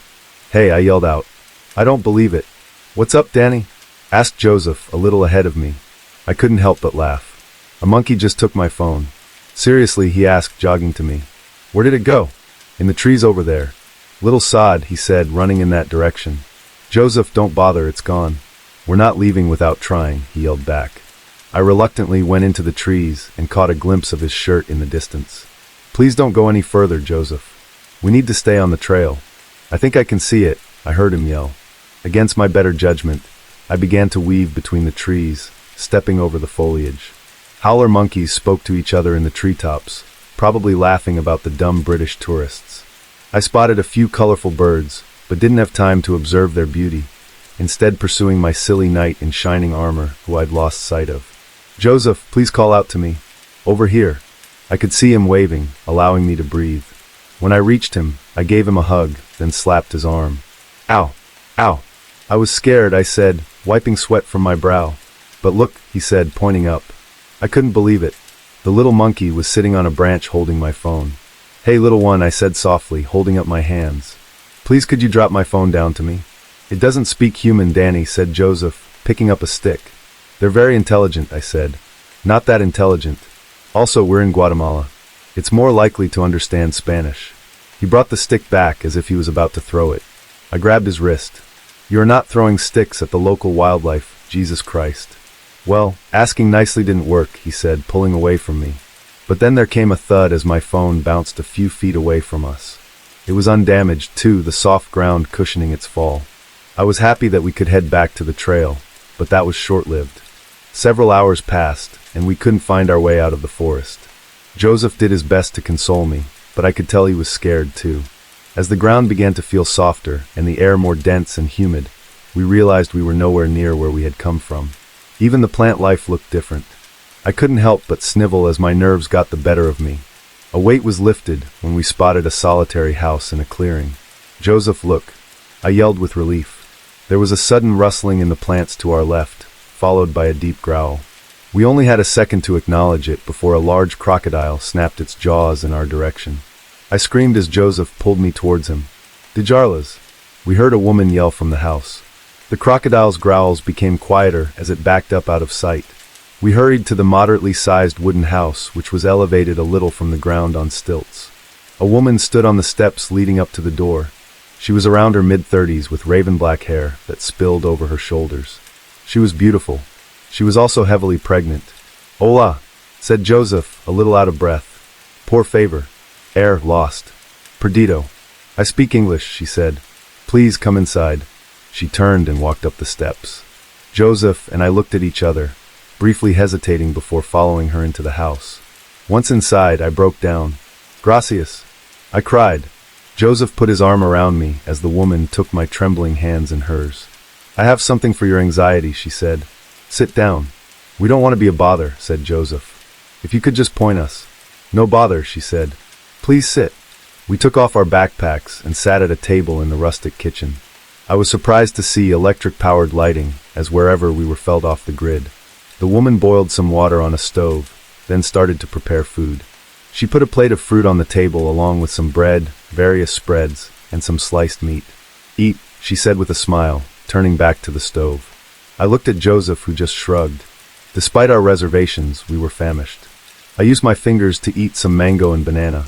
Joseph braved the unidentified meat, making a sandwich with one of the spreads which he said was similar to horseradish. The woman came back and put 2 hot cups on the table. It smelled strong with herbs and spices. You drink this, you feel better, she said warmly. Thank you, I said, taking a small sip along with Joseph. It was so bitter it made my face screw up. Joseph audibly groaned in disgust, then looked incredibly apologetic. The woman laughed. It does not taste good, but it is good for the soul. She tapped her chest and forehead. We didn't want to be rude, so we continued drinking it. I'm Danny, by the way, and this is my husband, Joseph. I am Lorena, she said. Are those crocodiles dangerous? Asked Joseph. They can be, she said, taking a seat as she lovingly rubbed her large belly. But we share this land, so we must respect one another. Will this be your first child? I asked. She nodded. I am very blessed. Congratulations, I said, reaching across to take Joseph's hand. We'd like to start a family of our own too once we're back home. Speaking of which, said Joseph, we'd really appreciate your help getting back to our camp. Is there a path we can take, or... It will be dark soon, said Lorena. It will not be safe after dark. You can stay here tonight. We couldn't put you out like that, I said. I insist, she said. You will find your way tomorrow. I looked at Joseph as if to say do something, but he just shrugged. You're very kind, Lorena, he said. We're incredibly grateful, thank you. I freshened up, feeling gross and sticky from the day's heat. Fortunately, I'd packed a spare top and shorts in my backpack, thinking that they could come in handy for that very reason. While Joseph was in the bathroom, Lorena showed me around. It was as quaint and rustic as you'd expect a house in the rainforest to be. An impressive collection, I said, observing a large wall of books. You like to read? She asked. Oh yes, I adore reading. My favorite author is Virgilio Rodriguez Matzel. She showed me his works on the shelf and stroked the spine of one called El Mundo del Misterio Verde. This is my favorite book. I'm afraid my Spanish is terrible, I laughed.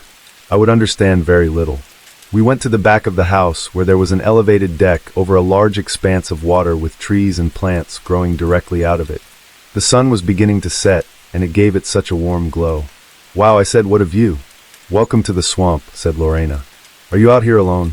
I asked. You haven't mentioned the baby's father. She looked down and stroked her belly, a small smile on her lips. I am alone now, but not for long. I'm sorry if I ask too much. I have my sisters nearby, and them too. She nodded to the water, where some crocodiles had surfaced. I got a little shiver. In England we look out back and might see the neighbor's cat or the odd hedgehog. Here it's something that wants to eat you. She laughed. We have cats too, but they also might want to eat you. She groaned a little and held her belly. Ooh, she is moving tonight. May I? She smiled and took my hand, gently pressing it against her. I could feel as her baby turned inside. How does it feel? I asked. She sighed. Magical, like the greatest honor. It is hard to explain. I understand, I said. I honestly can't wait for that next chapter in my life. At least I hope for that next chapter. You will be a great mother, Danny, she said. I feel it. I smiled. Thank you, Lorena. So will you? The baby kicked out suddenly, making me flinch. I laughed it off as we went back inside. Lorena kindly put us up in a spare bedroom. Joseph stared at me intently as we lay on the unfamiliar bed. He brushed the hair from my face and kissed me, his other hand stroking my inner thigh. Joseph, I said, we can't, not here. I don't know what it is. Maybe the fact that Lorena is smoking. Hey! I laughed, playfully slapping him. But I couldn't deny I felt the same way too. We made love, then fell asleep to the sounds of nature. I woke up in the early hours when it was still dark. I stirred for a while but became restless, so I left the bedroom and went to the deck for fresh air. The swamp was bathed in moonlight, giving it an enchanting look. Despite the terrifying experience of being lost earlier, I felt grateful that it had led us to Lorena and this beautiful part of the world. As I was looking around, I spotted something in the forest to the left. There was something white that stood out, but I couldn't quite tell what it was at that point. As I kept staring, I began to notice small details and realized I was looking at the skull of a large animal. Its empty eye sockets appeared to be looking in my direction. I assumed it was attached to a tree as it was suspended a few feet from the ground, but it turned and disappeared into the forest. I gasped and stepped back. When I turned to go back inside, Lorena was standing in the doorway making me scream. I did not mean to scare you, she said. Lorena, I said, clutching my hands to my chest. I saw something in the trees. A skull, a large animal skull. I was breathing heavily as she took my hands. You are far from home, Danny. We have different ways here. There are villages nearby with ancient tribes. Some of these tribes wear the skulls as I shook my head. Tradition? Superstition? See, like this. Oh my goodness, I said. Are they dangerous? No, she said. Not to us. I took a deep breath and laughed uneasily. Well, I wanted an adventure, and I certainly got that. I went back to bed thinking I wasn't going to get any sleep at all, but within minutes of hearing Joseph's gentle breaths, I joined him. I awoke to sunlight and the smell of something delicious cooking, as well as an empty bed. Joseph was eating breakfast in the kitchen. Good morning, I said, and Lorena was already guiding me to sit at the table, putting a plate of eggs and avocado in front of me. You are spoiling us, Lorena. It is my pleasure, she said. Danny, said Joseph, Lorena is fishing this morning, and I offered to help. You know how much I love to fish. I do, I said, but perhaps we should be thinking about getting back to camp. I'm sure they were concerned when we didn't come back yesterday. They have our money already, he said. I doubt they care. His response irritated me a little. I disagree. I think they will be searching for us. If not now, then soon. I am sorry, said Lorena. I do not want to cause trouble. Not at all, I said. We're so grateful for what you've done for us, but I worry that we'll be causing trouble by being missing. Danny, we only live once, he said. I don't know what it is, but I love it out here. Just let me have this, just for today. Please. I felt like he'd got me in a spot where saying no would make me a monster. How far are we from camp, roughly? I asked, telling Lorena where we were based. No more than 3 hours. You just follow the swamp north. Joseph was looking at me with puppy eyes. Okay, but we should head back this afternoon. Absolutely, he said. Thank you, Danny. Lorena put a hand on my shoulder. Will you join us? I contemplated it. You know, it's actually been pretty full on up until now. I think I might take the opportunity to chill on the deck, watch the world go by. Maybe read a book that you do not understand. She laughed. Exactly. New experiences all around. I insisted on washing the dishes, as Joseph and Lorena prepared to head out to a spot a little further up the swamp. I spent an hour or so on the deck before heading back inside to cool down, checking out Lorena's book wall in more detail. They were all in Spanish from what I could see, but I recognized some of the more famous titles. I found the books by Virgilio Rodriguez Matzel. My eyes fell on El Mundo del Misterio Verde, Lorena's favorite. Something green mystery, I said out loud, chuckling to myself. When I pulled it out, the book only moved slightly, and something in the wall clicked. I was frozen to the spot for a moment before I gently pushed on the wall, and part of it moved inwards on a hinge. Buzz off, I said, taking a step back as cool air blew from within. I'd only seen secret doors in films, and had no idea such things existed. On the other side was a dark passageway with stone walls. I looked around like a child about to do something naughty, and almost stepped fully inside without propping the door open. The last thing I wanted was for it to close behind me with no way of getting out, so I used a stack of old books that looked like encyclopedias. My heart was racing as I went inside. As I followed the wall, it gradually became lighter as beams of natural light shone from cracks in the ceiling. The ground was a mixture of stone, dirt, and small plants. The temperature was cool compared to the rest of the house. I eventually came to a large opening that was lit by larger beams and flame torches on the walls. It was like a massive hall inside an ancient temple. It took me far too long to notice that it was impossible for this room to exist as part of Lorena's house. It was at least double the size alone. My brain couldn't work out where I was as I had only walked in a straight line. I should have been in the swamp. There were several tall trees growing out of the floor. In the center were some stone steps that led up to an idol. I climbed them to get a better look. Carved from stone was the figure of a nude woman, but her head was that of a crocodile. What the hell, I whispered. Lorena had mentioned the local tribes. I assumed this was something they worshipped or used to worship. I gasped as a tarantula made an appearance, crawling from the back of the idol's leg. It looked similar to the one that had been in our tent. I felt compelled to pick it up, as if I was trying to prove a point to myself. So I gently placed a hand near it and used my other to coax it. I held it in my palms like it was made of porcelain. There came a deep guttural growl from nearby. I made a sudden move to turn, and I guess it startled the spider. It bit my right palm, forcing me to drop it. I watched it scurry away into the darkness as my palm began to sting. I had 2 puncture wounds that trickled with a little blood. The growl came again, and this time I fell back, my hand making contact with the idol. There was a strange sensation in my arm, like an intense vibration. I pulled my hand away and looked up, the long reptilian face appearing to look down on me. I backed down the steps, my heart bursting from my chest. There was a loud hiss to my side and a large, very real crocodile snapped at me. I screamed and fell, throwing myself back. It turned to face me, but didn't move any closer. It just growled. I quickly got to my feet and ran back down the passageway, feeling relief when the hidden door was still propped open. I ran out of the house and looked around, making an educated guess where Lorena and Joseph might be. I called their names frantically. I wanted to grab Joseph and leave, find our own way back to camp. As far as I was concerned, the adventure was over. It had now moved into creepy, weird territory. I almost fell to my knees when I saw Joseph on the bank of the swamp. "Hey, what's up with you?" he asked. "Where's Lorena?" I asked, out of breath. "She went back to the house." "Why?" "We need to get out of here now." "Danny," he said, grabbing my shoulders, "tell me why." I did my best at explaining what had happened. He started to laugh. "Why are you laughing at me?" "Danny, look where you are. We're in Central freaking America, not Suffolk. You know about the history and culture. These are not unusual things for this part of the world. But the room shouldn't exist. It's... Shush, Danny. I thought you were more open to cultural differences. You're embarrassing yourself now." I was completely taken aback. I am open, Joseph. What I just experienced wasn't like that, though. "You want to go?" he yelled. "Fine. We'll just crap on Lorena's hospitality and go. Come on." He started to storm away, leaving me feeling uncomfortable. But he stopped and turned back, looking in all directions before he spoke. "Screw it. I was gonna wait until we got to Peru.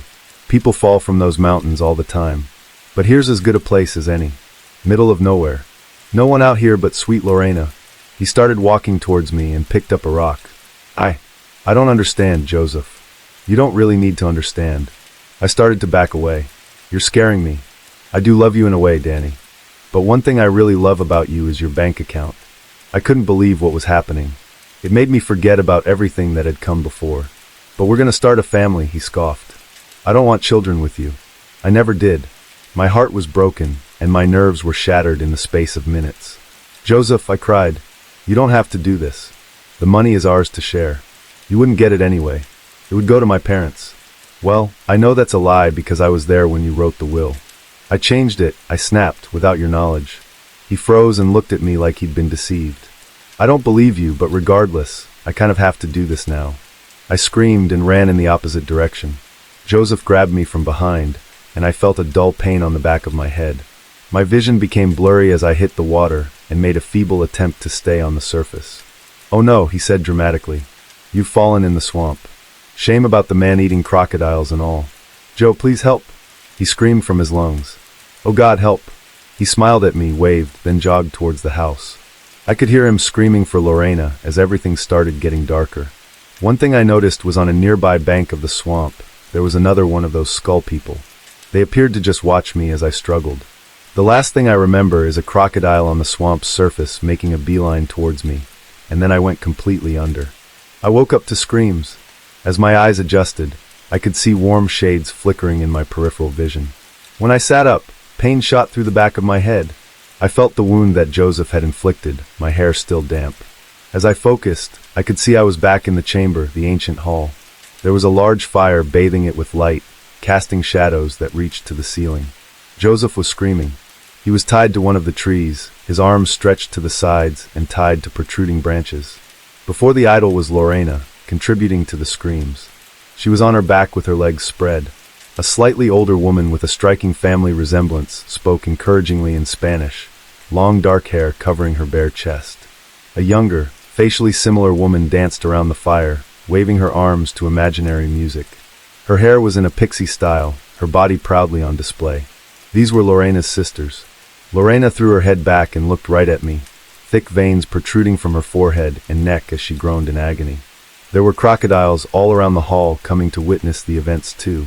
One brushed against me as it passed, its scales rough against my skin. I cowered, but it showed no hostility. With a final scream, Lorena collapsed, and the sister standing over her smiled wide. "Oh God, no!"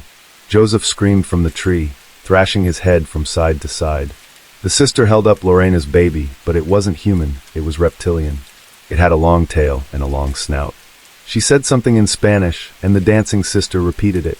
Lorena slowly got to her feet, looking shaky as she met her sisters by the fire. They chanted together. The sister holding the baby crocodile screamed something, then she threw it into the flames. A single fireball erupted, then became nothing but embers. The dancing sister retrieved a knife from the idol steps and skipped towards Joseph. "No, you crazy person!" he yelled, violently thrashing about. She made 2 cuts as he screamed, one on each of his inner thighs close to the groin. Blood streamed down his legs, causing 2 crocodiles below him to hiss and snap in a frenzy. Lorena walked over to me, and I rolled over, attempting to crawl away. "No, Danny," she said breathlessly. She helped me stand up and guided me to the idol where the sisters were waiting. I cried, "Please, Lorena, I don't want to be here." "It cannot be undone," she said. "This is a blessing." When we got to the idol, the older sister took my right hand and ran her fingers over the small puncture wounds on my palm. She then pointed to the spot on the idol marked with my blood. The 3 sisters showed their palms, all exhibiting scars from previous self-inflicted wounds. "Ludis tu sangre a la madre," she said, then paused as if taken by surprise. She rushed to me and stroked my belly, then took my face in her hands. "Eerie's una hija del pantano," she said. I looked to Lorena for help. "You are a daughter of the swamp," she smiled, rubbing my belly. "Congratulations." I pushed her hand away and shook my head. "No, I don't want to be. I want to go home." The older sister picked up a crocodile skull from the idol steps. It was the top half only, and it had a headband attached inside. She placed it onto the younger sister's head, then took another and placed it on Lorena. "Hija del Pantano," she said, putting a skull on my head before finally putting one on herself. I barely resisted, feeling mentally and physically exhausted. The sisters guided me to the fire, where they all began to chant again. Several crocodiles joined us, looking up at the flames. I cried under the skull for myself and for Joseph. His eyes were wide and delirious, his screams hoarse from the damage they'd caused. "Danny," he stuttered, "stop this madness, please." I felt his anguish. The sisters gripped my arms as they chanted loudly. The flames grew higher, and a form began to take shape within. A tall hourglass figure with hair that flowed down to her buttocks and long scaly jaws filled with pointed teeth. She must have stood at least 8 feet tall as she roared into the chamber. I don't know how long she'd been away for, the one the sisters called Madre, but one thing was clear as she looked at Joseph. She was hungry. Birds whistle, the wind blows algae, and trees rustle in the autumn breeze. Leaves fall off all the trees as peace waves across the landscape. I live in a wooden bungalow. Lanterns light up my home with a warm, mellow burn. I have a large bedroom with a kitchen and a small bathroom across the room. I hung for my own food, yet recently, the food has become more and more scarce, leading me to have to stay out a few hours later on some nights for enough meat to go to bed full. There are no natural predators, and no hunters would come here, as this forest isn't known for its food, but more for its luscious scenery. I've been looking out for whatever may be killing off my prey, but to no avail. 2 nights ago, when this began, was out with a sniper rifle. I bent my knees to hide in hopes none of my prey sees me, but it was practically useless. I found a decently large rabbit that could keep me fed for tonight and possibly tomorrow morning as well. I placed the sniper over my knee and closed one eye, aiming for the back of the skull. As I was about to pull down on the trigger, I heard frantic rustles behind me. I reopened my eye, turning to my right in case this was some sort of wolf or another dangerous animal. I found nothing. I quickly turned back for the kill, and the rabbit was gone. God damn it. Just as I wanted to finish my sentence, I heard my name. Paul. Paul, please help. I was confused as I lived alone and had no alive family who could have come to see me. I also didn't recognize the voice, but an unknown feeling lured me to go and help. It sounded like a young girl, so if it wasn't just my mind playing tricks in frustration, I could help her and get her to safety. I stood up, beginning to walk in the direction I heard the voice. Paul, please. What? I heard the voice from behind me, yet it came from the right last time. I second-guessed myself, thinking it was my mind. When my wife died back in 2009, it was like a part of me went with her. I remember the smell of antiseptic in the hospital room and the way her eyes stared at me without really seeing me anymore. She had been battling a deep and relentless mental illness for years. The doctors said it was something they couldn't fully understand, something that had slowly eroded her mind. The day she passed, I held her hand until it went cold, promising her that I would take care of our little girl, Franklin.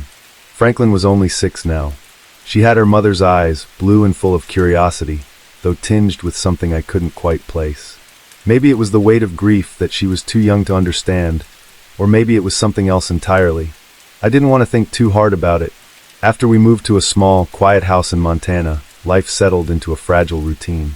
I worked long hours to make ends meet, which meant I had to hire someone to look after Franklin during the day.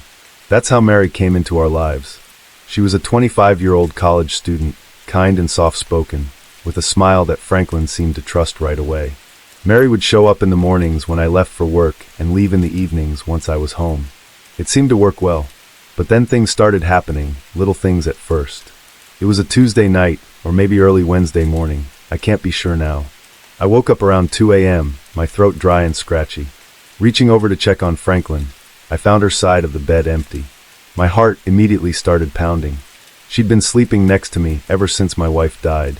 She said it made her feel safe. I got up, my feet hitting the cold wooden floor, and called her name softly. No response. I checked the bathroom, but it was empty. Panic was starting to set in as I moved toward the bedroom door. That's when Franklin walked in, rubbing her eyes sleepily. "Where were you?" I asked, my voice sharper than I intended. "I went downstairs," she said, her voice small. "I heard Mommy calling me." I stared at her, my blood running cold. "Franklin, your mommy isn't here anymore," I said as gently as I could. "You can't go wandering around the house alone, okay? It's dangerous." She just nodded and climbed back into bed without another word. I lay awake for the rest of the night, listening to every creak and groan the house made, my mind racing. A few nights later, it happened again. This time, I woke up to find the bedroom door ajar. Franklin was gone. My heart sank as I crept down the stairs, trying not to make a sound.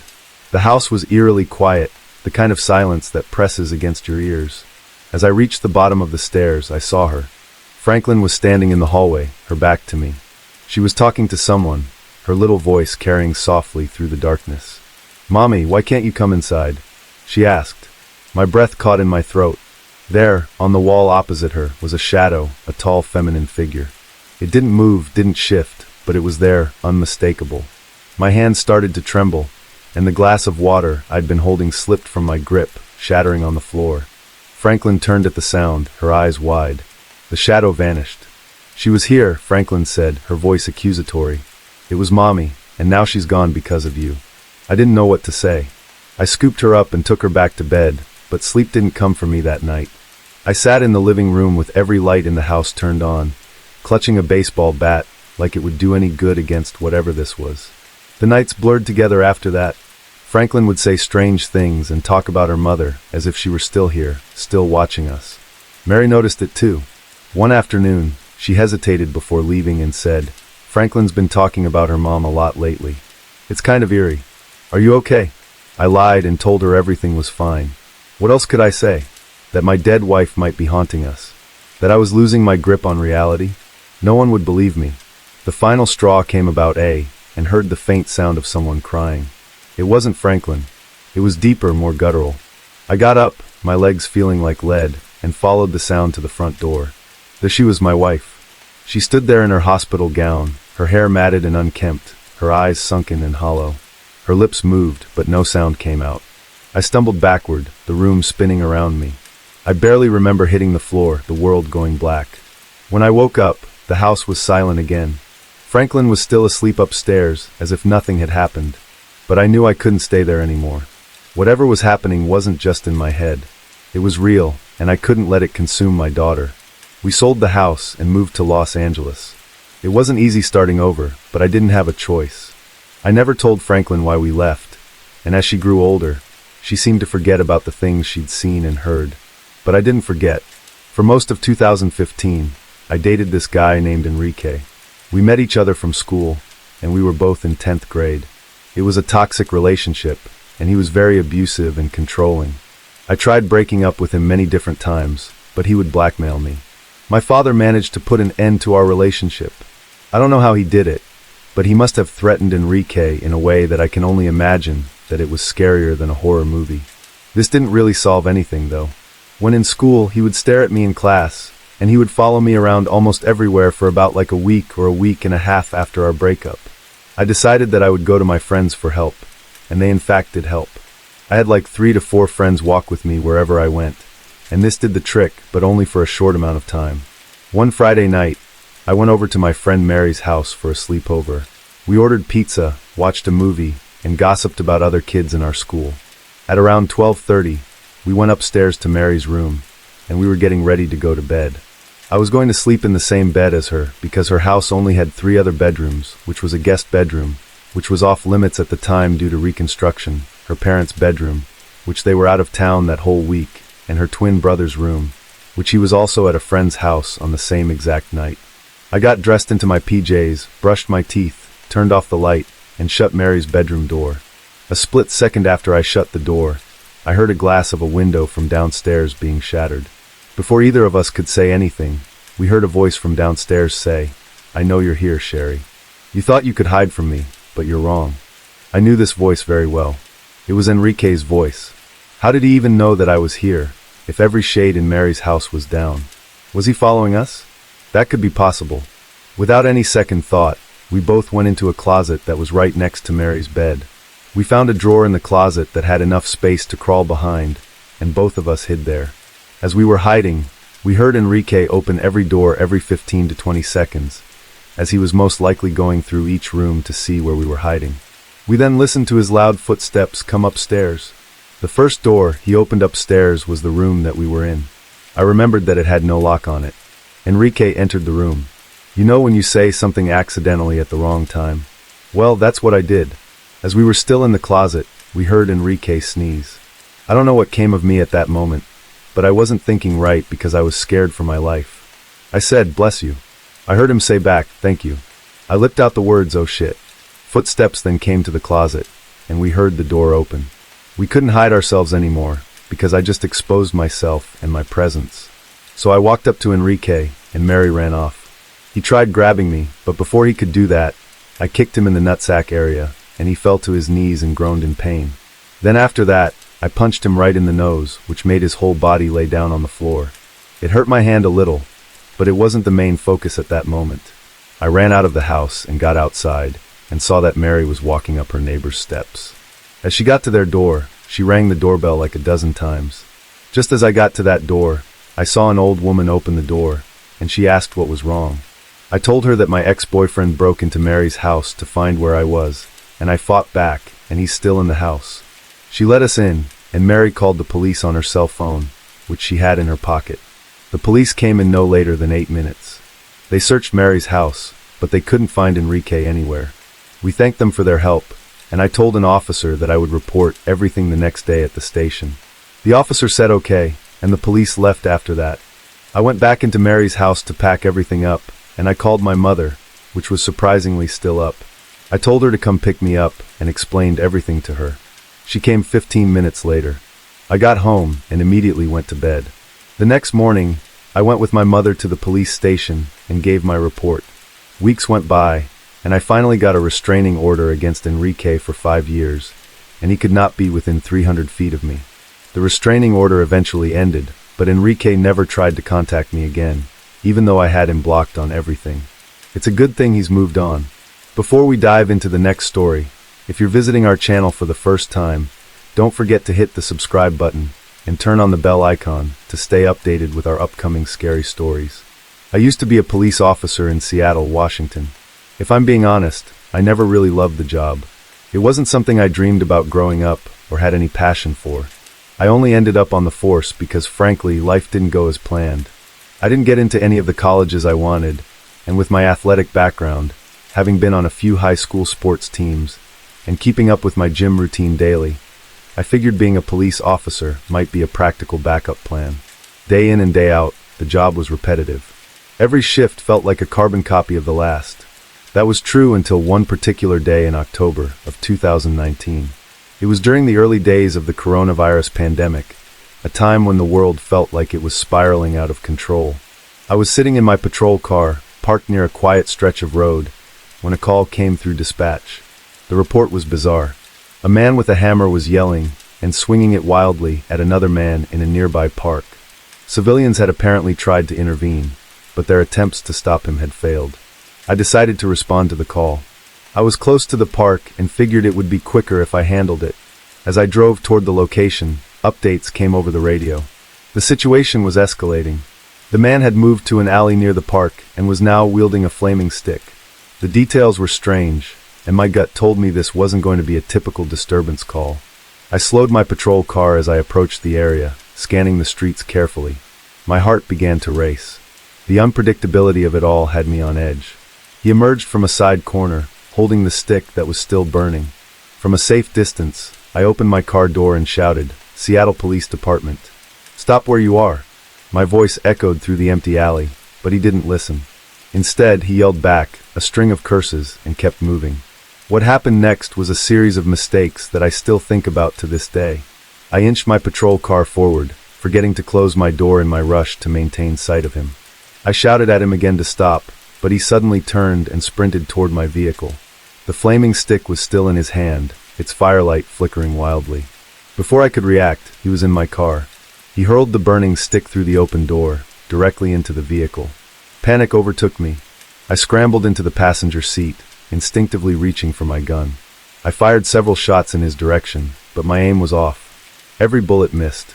In my rush, I also forgot to hit the brakes, and the car began rolling backward. Everything was happening so fast.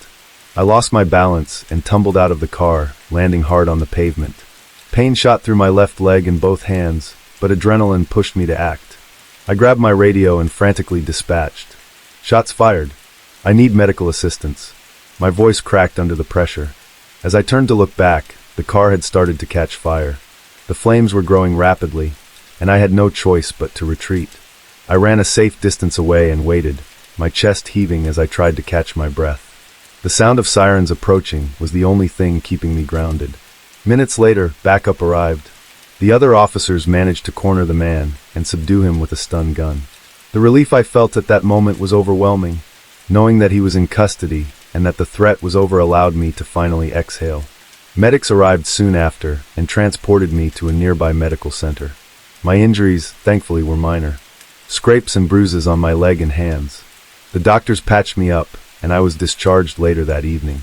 While at the hospital, I learned the man's name, Brian Joseph Lale. He was charged with assault and would remain in custody awaiting trial. What started the altercation between him and the other man was still unclear, but there was no justification for his behavior. Swinging a hammer at someone, and later setting a fire, it was reckless and dangerous. I was confident that justice would be served, and Lale would be held accountable for his actions. The days following the incident were a blur. I was placed on administrative leave while the department reviewed the case. That time off gave me space to reflect on my career and my future. The more I thought about it, the more I realized that being a police officer was never truly the right path for me. A week later, I made the decision to resign. It wasn't easy, but it felt like the right thing to do, for my own well-being and peace of mind. Since leaving the force, my life has taken a new direction. I enrolled in a community college and recently graduated with an associate's degree in communications. It's a field I'm genuinely passionate about, and I've managed to land a job that feels rewarding in ways my police work never did. The incident with Lale is now a memory, one that I've worked hard to put behind me. Still, there are moments when it resurfaces, especially at night when everything is quiet. I'll never forget the fear I felt, trapped inside my own patrol car as the flames crept closer. It was a moment that tested me in ways I never expected. While I've moved on, I can't help but think about how things might have gone differently. Maybe if I had closed my door, or stayed farther away, or handled the situation another way. But life doesn't give you do-overs, only lessons. That day taught me a lot about myself, my limits, and what I truly want out of life. It's a chapter I've closed, but the lessons will stay with me forever. I'm a male living in my 40s with a wife, and we have no kids. We would move almost every 2 years because we both have jobs that require traveling. Almost every neighbor we had was tolerable. Only the neighbors that I'm going to talk about made me question what I do for a living. It was the beginning of February 2020. I and my wife just moved into a new apartment in Farmington, New Mexico. A few days in the new apartment, we met our neighbors. It was a married couple named Olivia and Umberto, and they had 2 daughters. When I first met them, they seemed like they were sane people and safe to talk to. The father seemed a little bit off to me. There was just something about him that didn't seem right, but it was hard to tell.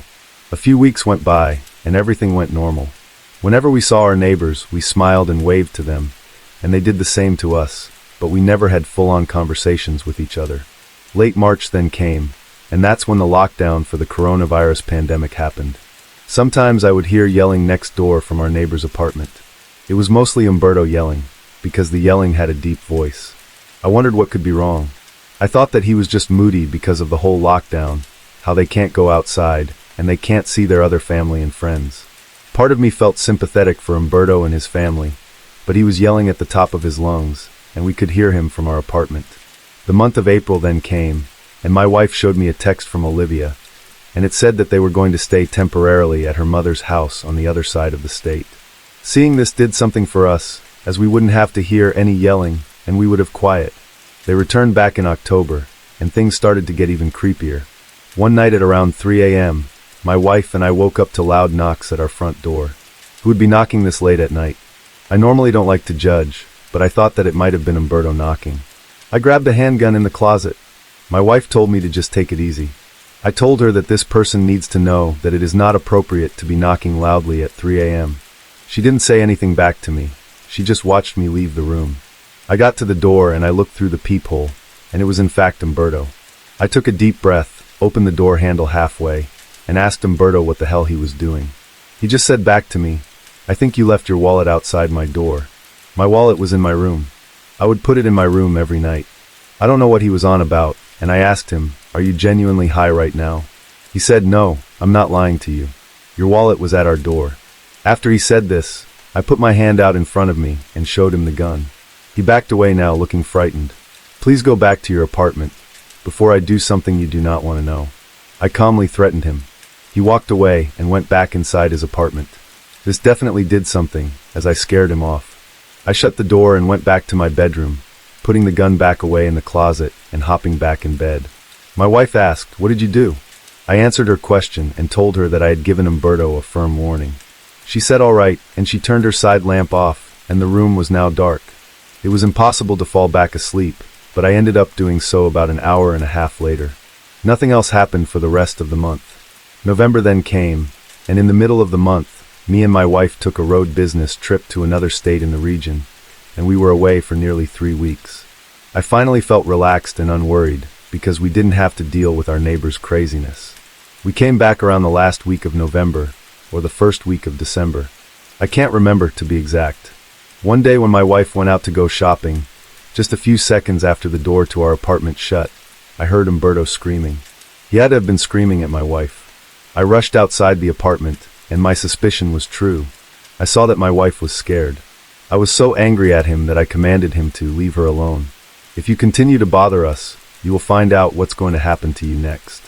He put his hands up like he was surrendering in the military, and he just walked right back into his apartment. After he did that, I asked my wife why he was yelling at you. She stated that she didn't know why, and probably was just seeing and hearing things. I shook my head from side to side, and told her to stay calm when you saw him again, and not panic.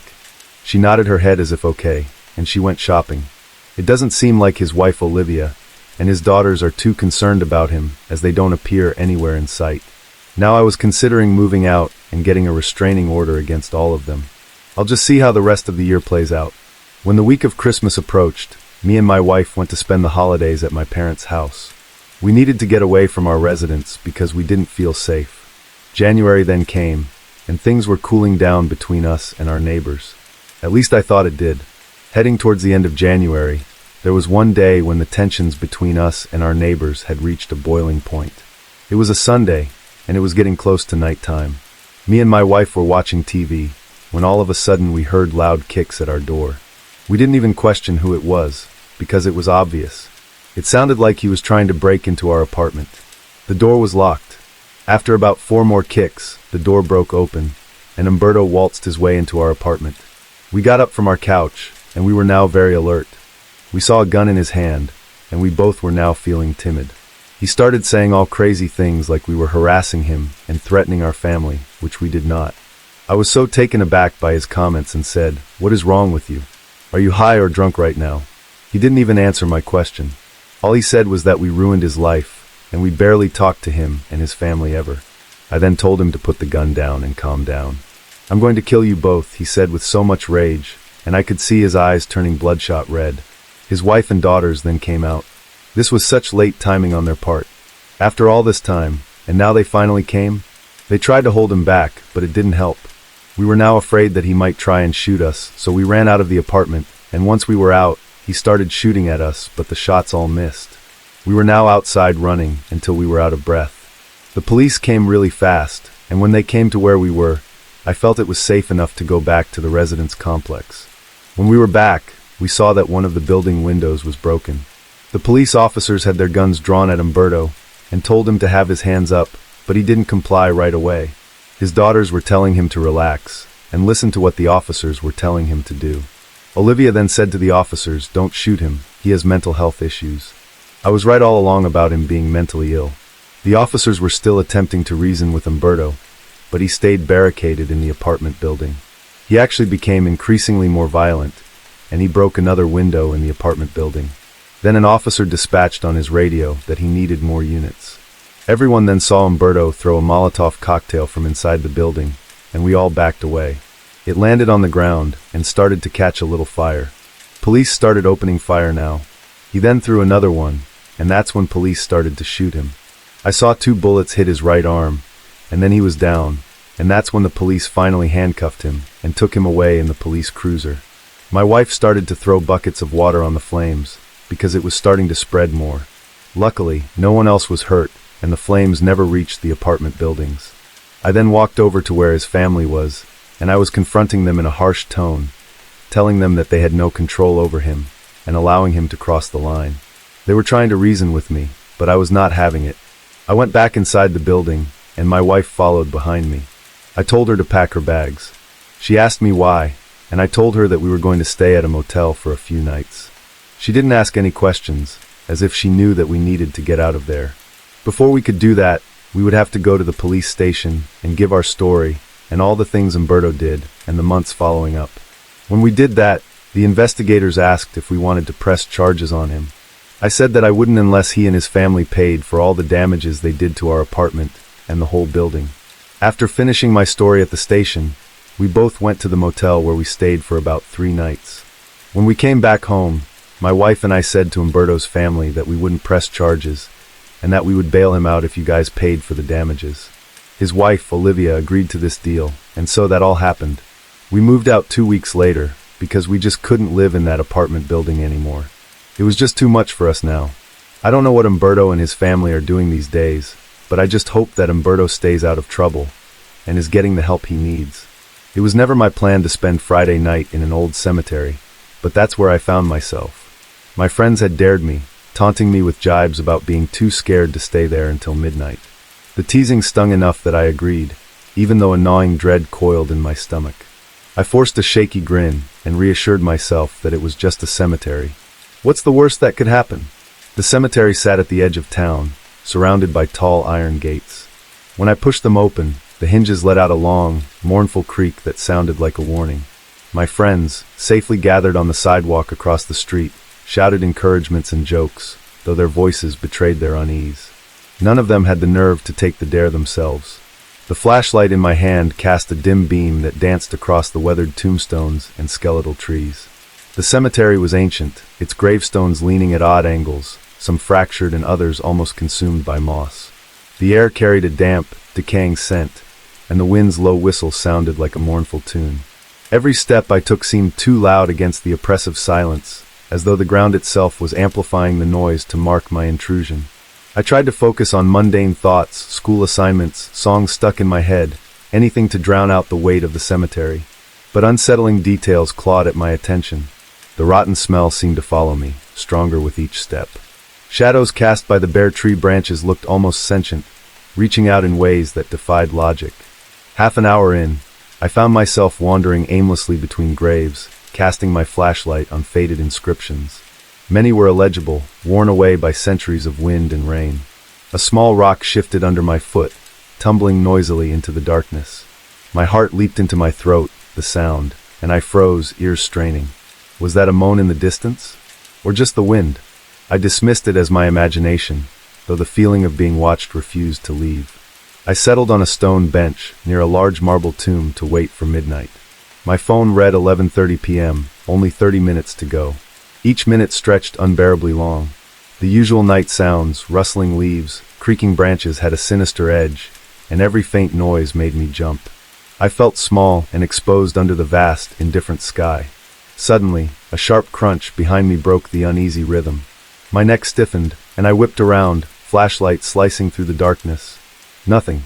just rows of gravestones and the gnarled trees beyond. Yet I couldn't shake the feeling that I wasn't alone.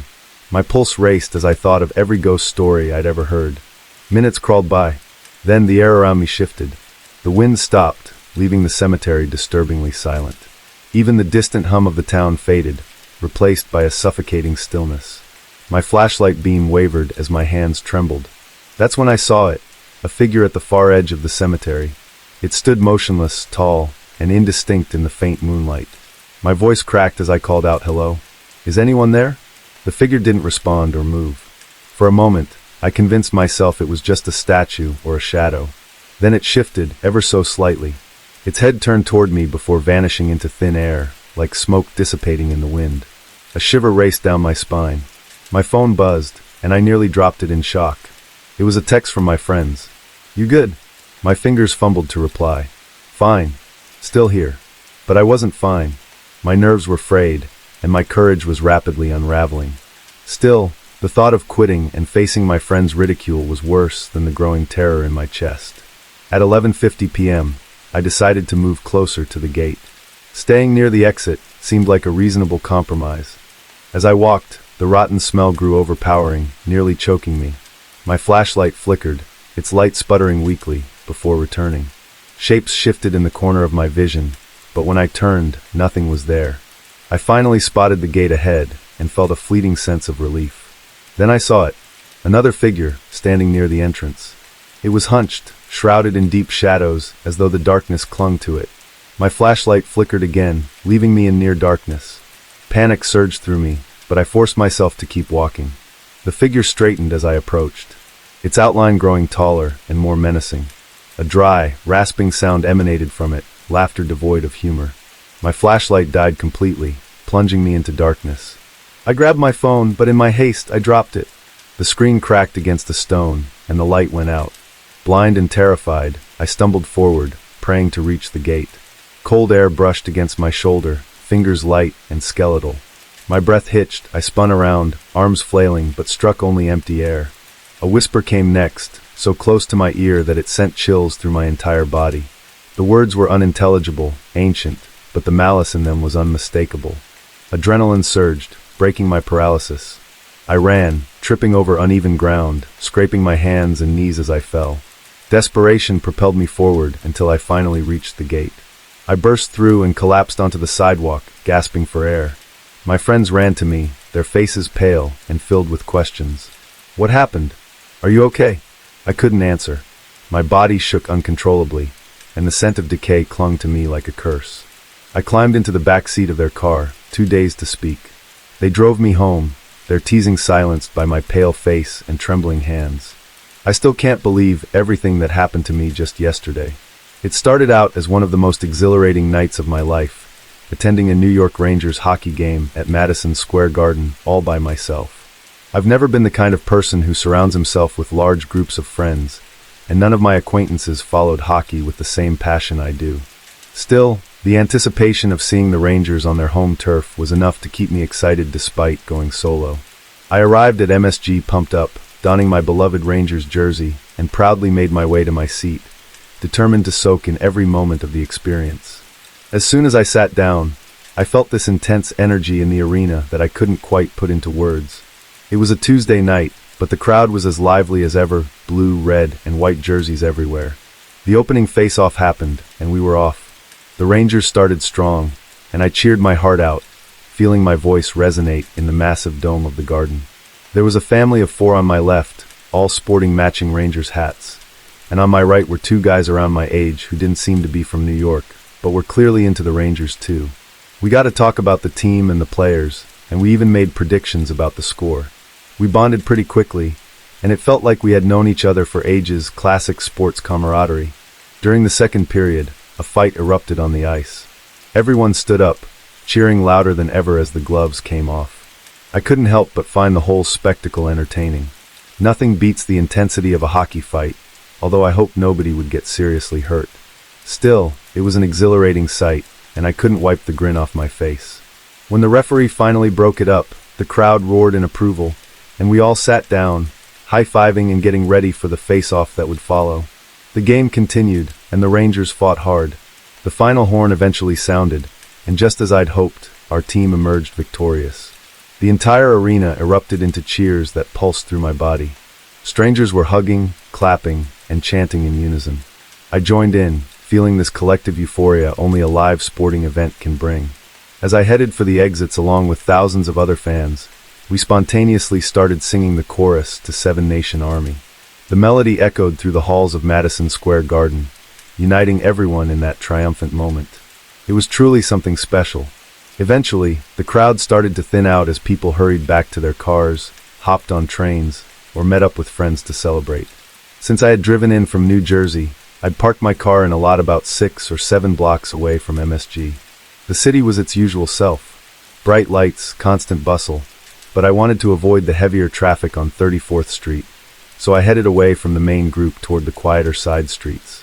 I remember thinking how lucky I was to have had such a smooth evening. No ticket issues, met some friendly fans, even got to witness a good old hockey brawl. Little did I know how drastically my luck was about to change. Walking those blocks felt surreal. The city was oddly quiet. The bright neon signs and the hum of distant car engines were still there, but I didn't see or hear any other pedestrians at that particular moment. I'm used to New York's hectic energy, so the stillness put me on edge. I brushed off my uneasiness, attributing it to the come down from the game's adrenaline rush. I kept my head down, just focusing on getting to my car as fast as possible, eager to head back home and share my excitement about the Rangers' victory on social media, at least once I got my phone out in the safety of my car. But then I felt something wrap around my head. A towel. My first instinct was total confusion. Before I could react, a heavy force slammed me to the ground. It felt like the wind had been knocked out of me in a single brutal blow. In the next moment, I felt 4 different pairs of feet kicking me, striking my ribs, my stomach, and most jarringly the side of my head. The pain shot through my body like 1,000 needles. I could hear myself making involuntary sounds, grunts, screams, but they were muffled by the cloth covering my face. I have no clue how long it actually lasted. Time stretched into this blurred vacuum. It might have been around 15 seconds, but it felt like an eternity. Eventually, the kicking stopped. My assailants must have realized they'd inflicted enough damage to keep me incapacitated. My mind was spinning, and my entire body throbbed with agony. I could barely move. I just lay there, flattened against the cold pavement, trying to gather the strength to figure out what was happening. I felt hands rummaging through my pockets. My phone, my wallet, and my car keys were forcefully taken. Through my haze, I recalled hearing men speaking rapidly in Spanish, their voices urgent, punctuating the night's silence. One of them said something in what sounded like a Venezuelan accent. They spoke in hushed but hurried tones, clearly coordinating their next move. Before I could fully comprehend what was happening, I heard them run off, their footsteps fading into the distance. My heart pounded in my chest, blood roaring in my ears. I waited a few seconds, absolutely still, terrified that they might come back. When I couldn't hear them anymore, I forced myself to move. My hands pressed against the ground, and the pain that flared through my ribs nearly made me pass out. Slowly, I managed to roll onto my side and attempted to stand. It took me at least a minute to get onto my feet. Everything hurt. My head, my back, my legs.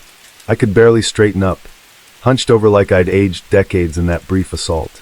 My balance was off, and I hobbled forward with awkward, stuttering steps, wincing at every jolt. After maybe 50 feet, I spotted a payphone. An old relic I never imagined I'd be so grateful to see. With trembling hands, I dialed 911, my voice shaking as I told the operator that I'd just been attacked and robbed of everything. My wallet, my keys, my phone. To my shock, the police arrived incredibly fast, in about 2 minutes. A squad car pulled up, and 2 officers jumped out, surveying the scene. They asked if I was okay, to which I replied that physically I was very far from okay, but I was conscious and coherent. They helped me into their vehicle.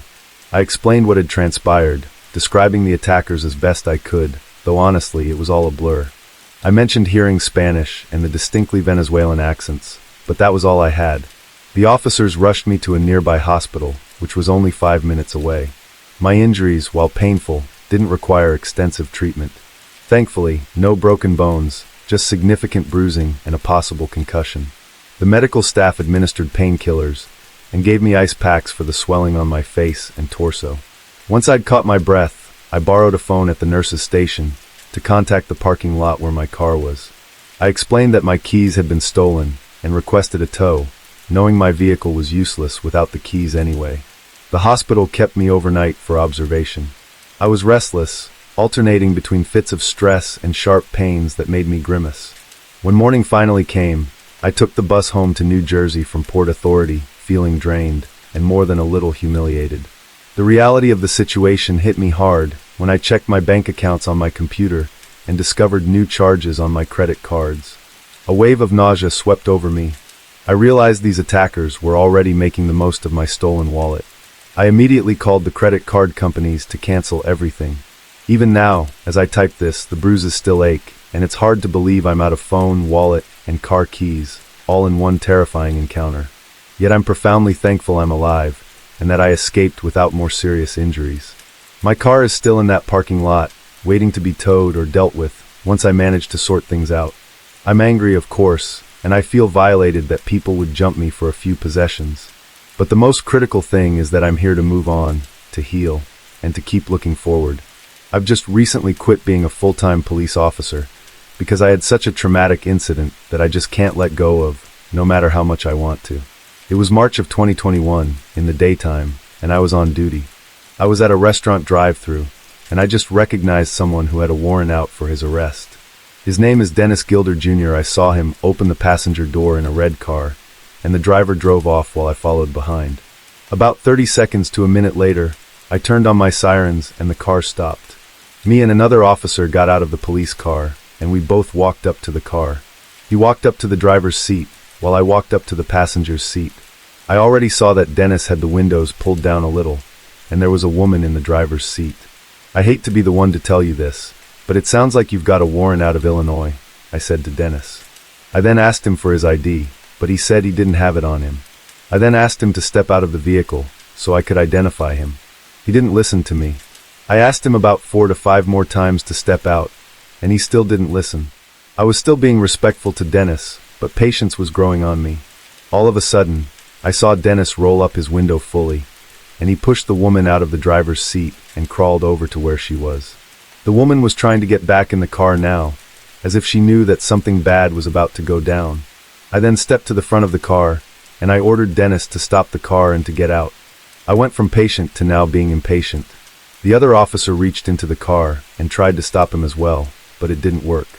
Dennis started to drive now, and I got onto the hood of the car and crouched down with my gun drawn in my hand, pointing at Dennis.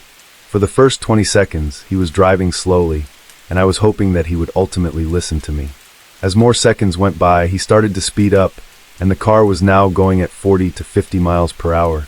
I was beginning to fear for my life. I was now on the car's roof, and as Dennis was still speeding, my weapon flew off and one of my shoes flew off of my foot. A train was driving on the tracks ahead, so Dennis made a left as I was still on top of the car. We were now heading towards a construction area, and I saw a ditch. We were now approaching it. The car hit a bump which caused me to be thrown off of it and landed really hard on my back, and I broke my vertebrae in the lower back. The police car then came and stopped within seconds of me being thrown off. Dennis kept driving, and he was gone, out of sight. I lay there in agonizing pain and was unable to move. Medical help came minutes later, as the other officer had called for it. I was transported to a hospital, where I was treated for my injuries. As hours went by in the hospital, the whole police station where I worked came to the hospital to make sure that I was okay and living. The sheriff told me that Dennis was able to drive for another mile before the car ceased to function, and then he stole another vehicle from someone's garage. He also told me that Dennis did not own the red car, and as a matter of fact, he stole it, and of course he was arrested. The woman who Dennis was with was unharmed and was able to be returned home safely. A year later, Dennis was found guilty, and the year after that, he was sentenced to 5 years in prison. I was able to return to work 3 months later, but I eventually quit at the end of 2024 due to being so traumatized from that incident. As I said at the beginning of the story, I'll never forget the feeling of holding on to something like a car going very fast and trying not to lose my life. It took me a year to fully recover from my broken vertebrae, and now I'm more careful whenever I do something related to strength, because I don't want to re-injure my back. Dennis apologized to me, and I forgave him. When he gets out of prison, I honestly hope he turns his life around for the better and becomes a better person. Last Wednesday night, I was on my way back home to New Jersey. I had spent the evening in New York City because I went to see a New York Knicks basketball game at Madison Square Garden. The game was pretty exciting, and I was thrilled to be there in person. After the game finished, once I got outside, I headed over to Penn Station. My plan was to take the one train just one stop over to Times Square. It was pretty late, and I could feel the buzz in the air slowly winding down. I got on the train and rode it for that single stop. When I reached Times Square, I got off and walked over to the Port Authority bus terminal. That's where I planned to catch my bus back to New Jersey. I noticed as soon as I got there that it felt eerily empty. Not a single soul was around.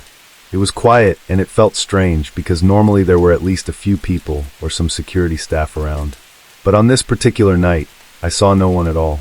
As I kept walking, I suddenly felt a huge force push me hard from behind. It happened so fast that I could barely process it. I fell forward onto the ground, and before I could even get up, I felt 3 pairs of feet kicking me. They were all kicking me at once, landing blows on my back, my stomach, and my head. This went on for what felt like forever, but in reality, it was probably around 15 seconds. Still, 15 seconds of being kicked like that is a long time when you're defenseless. I couldn't fight back. I was just trying to shield my face and torso. Right after they stopped, I felt someone snatch my wallet from my pocket. I just lay there feeling completely helpless, unable to do anything as the 3 guys ran off. All of my money was gone in an instant. I had $300 in my wallet, and it was taken just like that. It was a horrible feeling to realize they'd stolen all that cash. But as I lay there, I suddenly thought about my phone. I reached into my jacket pocket, and to my surprise, it was still there.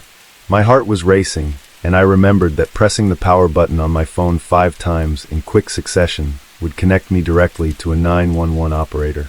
I did that, and sure enough, the call went through. My voice was trembling, and I was breathing heavily as I told the operator what happened. The operator calmly told me help was on the way. I stayed there on the ground, still shaking, and turned my head to the right. That's when I saw a pocket knife lying on the ground. One of the robbers must have dropped it. A chill ran through me. If they had used that knife on me, there's no telling how much worse things could have been. In under 5 minutes, the police arrived along with EMTs. They quickly checked me over and put me on a stretcher. I was rushed to the hospital where I gave my statement to the police and some investigators. I stayed overnight so I could be treated for my injuries. Most of the injuries were bruises, thankfully. I was in pain and felt sore all over, but at least nothing was broken. The next day, I was discharged and allowed to go home, though I was still feeling shaky and stiff from the beating. It really upsets me that the $300 I had in my wallet is gone. That amount of money may be a lot of bread, but my life is definitely worth more than money. I'm just grateful I wasn't stabbed with that knife, and that I can still walk away from this experience with my life. The police are still working on the case, and I've been talking to investigators over the phone. So far, no arrests have been made, and I really don't know if those 3 thieves will ever get caught. If they do, I'm 100% pressing charges, no doubt about it. I also had a lot of money on my credit cards, and they probably used all of it for who knows what. That part is frustrating, but it's less frightening than the attack itself. What matters to me right now is that I made it out of there alive, and I can share this story with you. Getting robbed like this was terrifying, and it's not something I'd ever want to go through again. Still, I'm just glad I'm here to talk about it. If there's one thing I've learned, it's that life can change in an instant. It's important to stay aware of your surroundings, especially late at night. Ultimately, I'm just happy to be alive and able to tell my experience of being robbed. The 18-wheeler which had veered into my lane missed me by less than a foot, blasting by in a blur at what had to be 70 miles an hour or more. After a split second of catching my breath, I jabbed the driver's window switch down and stuck my head out into the pouring rain. Jerk! I screamed at the retreating logging truck, though I knew the driver wouldn't be able to hear me. A moment later, an outraged woman's voice tumbled from the speakers of my rented Chrysler 300. I beg your damn pardon. Regaining my senses and remembering I'd been in the middle of a phone call, I sat back down in the seat. Not you, Aaron, I said apologetically. If you didn't hear the commotion on my end of the line, I almost got splattered all over the front end of some morons Peterbilt who wandered over to my side of the road. There was a moment of silence from the speakers, and then my agent let out a small snort. Well, isn't that just grand? You've got to love idiots on the roads these days. It took a softer tone. I'm glad you didn't get into an accident, Al. I don't feel like losing my best client and close friend in one go. I laughed. Helps me relax to know you care, I admitted. Then, after a moment getting the tension out of my muscles, I pulled the car back on the road and continued on. It was the winter of 2022, and I was on my way to a book signing in Seattle from where I lived in Gold Beach, Oregon. I was a writer who'd just broken the New York Times bestseller list with my debut novel, and as such, I was on the start of my book signing tour, which would take me around the country. Obviously, as many people would quickly realize who I am if I used my real name, I have changed it, along with others. Aaron, my literary agent, had suggested I fly to Seattle from the airport in North Bend, but I'm someone who's had a major anxiety over flying ever since the September 11th attacks in 2001. So instead, knowing I hadn't purchased a new car to replace my rather shabby and broken down one yet, she'd arranged me a rental, and I'd begun the almost 7.5-hour drive north.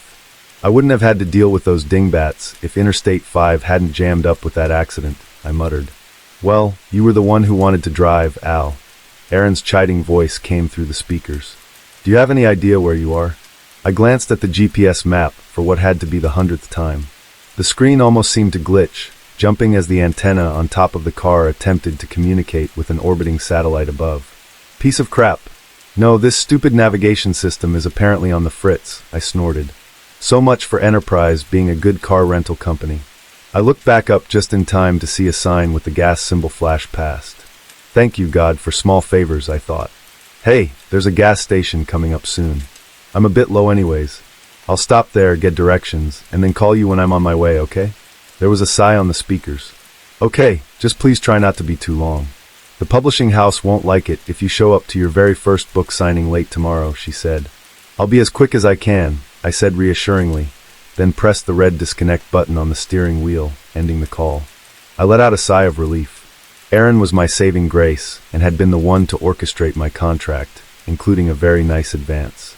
But after a while, it became exhausting to deal with her. I stared out the windshield at the Tulane road in front of me, relishing the silence. Save for the rain pelting the car's windshield, the windshield wipers flicking it off, and the tires on the wet pavement.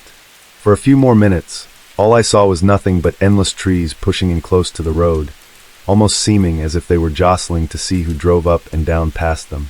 Then, almost as if my thoughts had summoned it, I saw the bright lights appear ahead on the right, like a lighthouse beacon.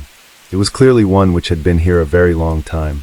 The overall appearance gave the impression it had been around since at least the 1950s, if not earlier. I grunted with surprise as I saw the lit-up station logo swinging around in a lazy circle on its pole. The faded green outline of a brontosaurus and similarly weathered red letters spelling out Sinclair were ones I thought I would never see in person, seeing as how the company had gone defunct back in March. Guess nobody told the owner of this one that. I pulled into the station, my tires driving over a small black wire which caused a classic bell to ding loudly twice, somewhere out of sight. Pulling up next to the green pump, I shut the engine off and relaxed back into the comfortable leather, listening to the tick of the engine cooling down. As I closed my eyes, I could only hear the loud buzz of the fluorescent lights overhead and the rain pelting the metal awning over the pumps. I opened my eyes as I heard the rain peter out and looked around, glancing at the analog clock on the dash illuminated by the overhead lights. 7:30 p.m., 10 minutes had passed. I sighed. Come on, man, I muttered, then quickly tapped the horn. The blaring sound of it almost seemed to shatter the stillness like a baseball through a plate glass window. Still nobody. Damn it, I whispered, then unbuckled my seatbelt and pulled on the handle, using my foot to kick open the door. A bitingly cold wind smashed into my face as I stepped out onto the cracked concrete, causing me to flip up the collar of my coat in response. I glanced around, only hearing the sounds of the wind whipping through the trees, crickets chirping, and what had to be the hoots of an owl somewhere off in the forest beyond. The garage bays were open, and in the faded yellowed light of what had to be old incandescent bulbs, I could see what looked like a 50s Cadillac and a 70s International Scout up on the lifts, but no mechanic in sight. Leaning back into the car, I leaned on the horn longer this time. Again the sound reverberated off the trees and station. For some reason I shivered at the noise. It almost feels sacrilegious to disturb the silence out here. I shook my head. Where the hell had that thought come from? I shook it away and waited another minute or so. There was still no sign of life. Maybe the station is actually closed. The thought was worrying. I hadn't seen another sign of civilization, aside from the idiot logging truck, in 2.5 hours. I didn't know how far it was until the next town or gas station, and as good as the Chrysler had been on gas, I didn't want to try driving further on only a quarter tank. I decided to find out for myself, slamming the driver's door closed with a loud thunk. Stepping around the front of the car, I walked across to the open bays, the sound of my footfalls echoing back at me. I glanced around, noticing the spilled oil on the ground and mismatched tools, bottles, and hoses heaved unceremoniously on the bench in the back, but still saw no one. Great, I thought, looking up to see the bright moon begin to appear from behind the clouds. I had begun to turn in stride towards what had to be an office or convenience store when the figure burst out of the door, nearly causing me to jump out of my skin. Gah! I involuntarily let out, receiving a good-natured laugh in return. Sorry, sir, I didn't mean to startle you, let alone make you wait so long. I caught my breath, then let out a strained chuckle, and looked up at the man. He appeared to be in his late 40s or early 50s, dressed in a green Sinclair jumpsuit adorned with the same green dinosaur on the front patch. The patch on the other side proclaimed the man's name to be Harold. The remaining hair on his head was slicked back, and he flashed me a smile with surprisingly bright white teeth. I held up my hand, giving it a little wobble, and gave a laugh of relief. Don't worry about it, man. For a second I thought this place was permanently closed or something, I said, the steadiness returning to my voice. No, sir, just the fact it's only little old me working the night shifts, he declared, jokingly wiping his brow. I snorted and smiled. The man clearly had a decent sense of humor. I'm guessing you need gas, he asked, changing the subject to business and gesturing to my car. I nodded. Yes, please, if you could fill her up with regular. He nodded, then began towards it as I jogged back around, opening the driver's door and pressing the button to pop the gas cap. Harold let out a low whistle as he pulled the pump from its cradle. Very nice car, sir, he exclaimed, looking it over. It looks expensive. I shrugged my shoulders. It is a nice car, a Chrysler 300S, but unfortunately it's not mine. He looked up at me and cocked an eyebrow as he slid the nozzle in and pulled on the handle. It's a rental, I added quickly, realizing it sounded like I jacked it or something. He seemed to relax. Ah, that makes sense, he said jovially. It's nicer and newer than anything we normally see out here, usually. I jerked my thumb at the open bays. I'd say you have people with good taste around here, seeing as how that's a 55 Coupe de Ville back there, I said. He laughed, nodding approvingly. I see you know your cars, he said with an impressed tone, glancing at the readout on the pump. I do love them, I replied. He looked back up at me. So, are you some kind of auto collector or race car driver, then? He asked. I shook my head. No, afraid not, I'm a writer. He jerked his head up, his green eyes seeming to twinkle in the fluorescent lights. A writer? Well, blow me down. I never thought I'd get a god-to-honest writer in my station, he exclaimed, smiling. I nodded, feeling a slight sense of uncomfortableness wash over me. I still hadn't gotten used to the reaction people had when they learned of my profession. He pressed forward. What kind of books do you write? He asked excitedly. I write in the horror genre, honestly, I admitted, causing him to smile widely at the news. Horror is my favorite style of books to read, he said.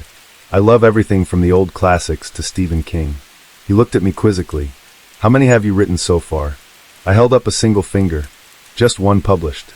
I'm actually on the way up to a publicity signing right now. He nodded approvingly, then looked back at the pump before speaking again.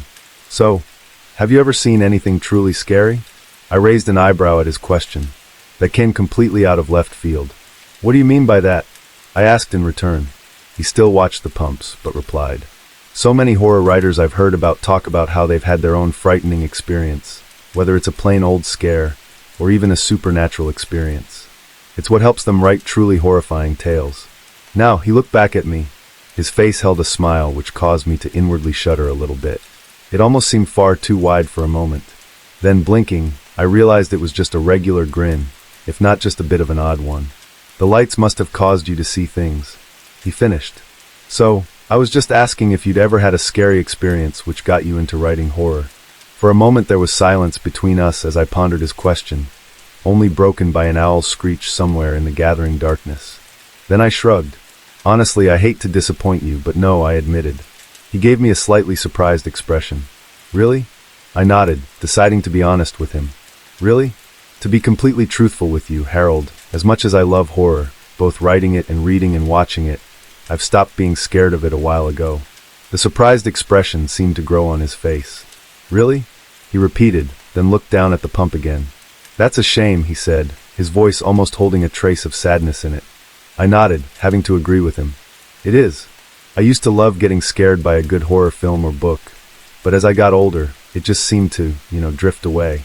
Now I just write what I know others are afraid of, like I did with my first book here, but honestly, when I write, I don't feel that fear in me at all." I hated admitting it.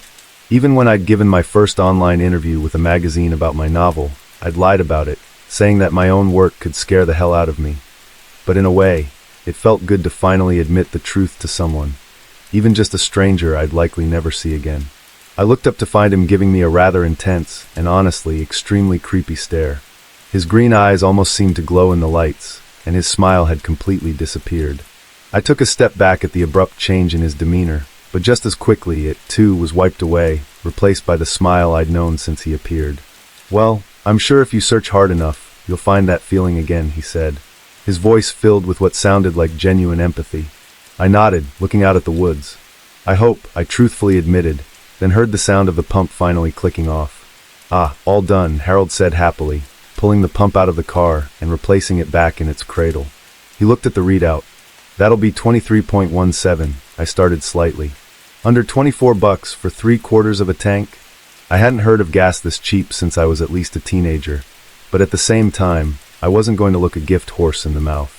I reached into my back pocket, pulling out my wallet, and from it, my credit card. "Do you happen to accept credit?" I asked, half afraid he'd tell me he didn't, but he plucked the card happily out of my hand. "Of course we do, mister." He looked down at the name on my card. "Mr. Damascus." The credit card reader, however, is back inside the main building. He gestured back towards the door he'd exited from.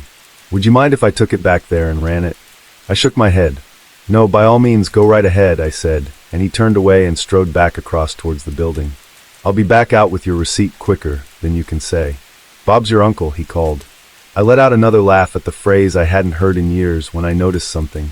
I hadn't seen the man's back since he'd appeared, and this was my first time. The back of his jumpsuit was the same stained green as the front, with a red oil rag peeking out of the back pocket, but my eyes were drawn to one thing. What looked like a large tear in it, just below the large logo patch adorning the back, almost as if he'd been slashed. I could see an equally stained white shirt underneath it. Hey, I called out to him. He stopped and turned back to me, still smiling. "Yes?" he asked. I pointed to my own back. Your jumpsuit has a huge tear in the back of it. Just wanted to tell you in case you didn't know." For a moment the same funny look came over his face, and then he waved his hand dismissively. "Oh, I know. I haven't had a chance to mend it yet," he said, then holding up a finger pulled open the door, causing a bell hung from the inside handle to jingle, and stepped inside. I was left alone again, with only the buzzing sound of the lights almost causing my ears to ring in the sudden silence.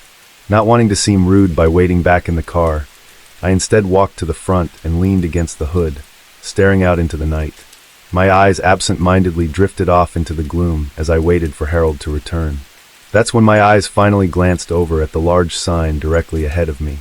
It was the one which advertised the price for gas by the gallon, and as I'd pulled in from the other way, not to mention getting too caught up talking, I hadn't even looked at it.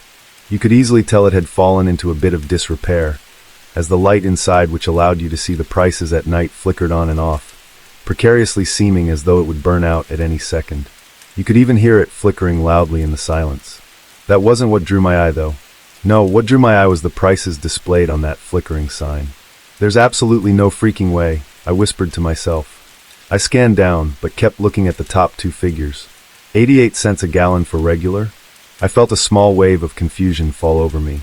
No matter how out in the middle of nowhere the station was, there was no way that it would charge that little for gas. Not to mention, it showed prices for both unleaded and leaded gasoline, something that had been banned since at least the mid-90s. As my mind attempted to process this, something else finally sunk in. The entire forest around the station had fallen silent. And I'm not talking a normal silence either. The crickets, the owl, and the rustling of what I'd thought were deer or elk in the trees had vanished. Even the wind had seemed to stop. It was an almost unearthly stillness, as if the entire forest were holding its breath. It was beyond unnerving and eerie, to say the least, and it caused a shiver to shoot up my spine. The only sound I could hear was the almost maddeningly loud buzz of the overhead lights, which seemed to drone like that of a growling creature. I realized every muscle in my body had tensed up, though I couldn't understand why. Sure, the silence is eerie, but it's nothing to be truly afraid of, I thought. As much as I repeated that thought to myself, I couldn't help but feel increasingly on edge in the stillness. Okay, screw this, I said finally, the sound of even my own echoing voice sounding just off to me, pushing myself off my hood and beginning for the door Harold had gone through. As I walked, I looked at the watch on my wrist, seeing another 15 minutes had passed since he'd left. Where the hell is he? Letting out a sigh, both out of frustration and to try and relieve some of the odd sensation forming in my gut, I finally reached the door and reached out, gripping the handle. It felt almost shockingly cold in my hand, and I quickly twisted it, opening the door and causing the bell to jingle, sounding too loud in the quiet.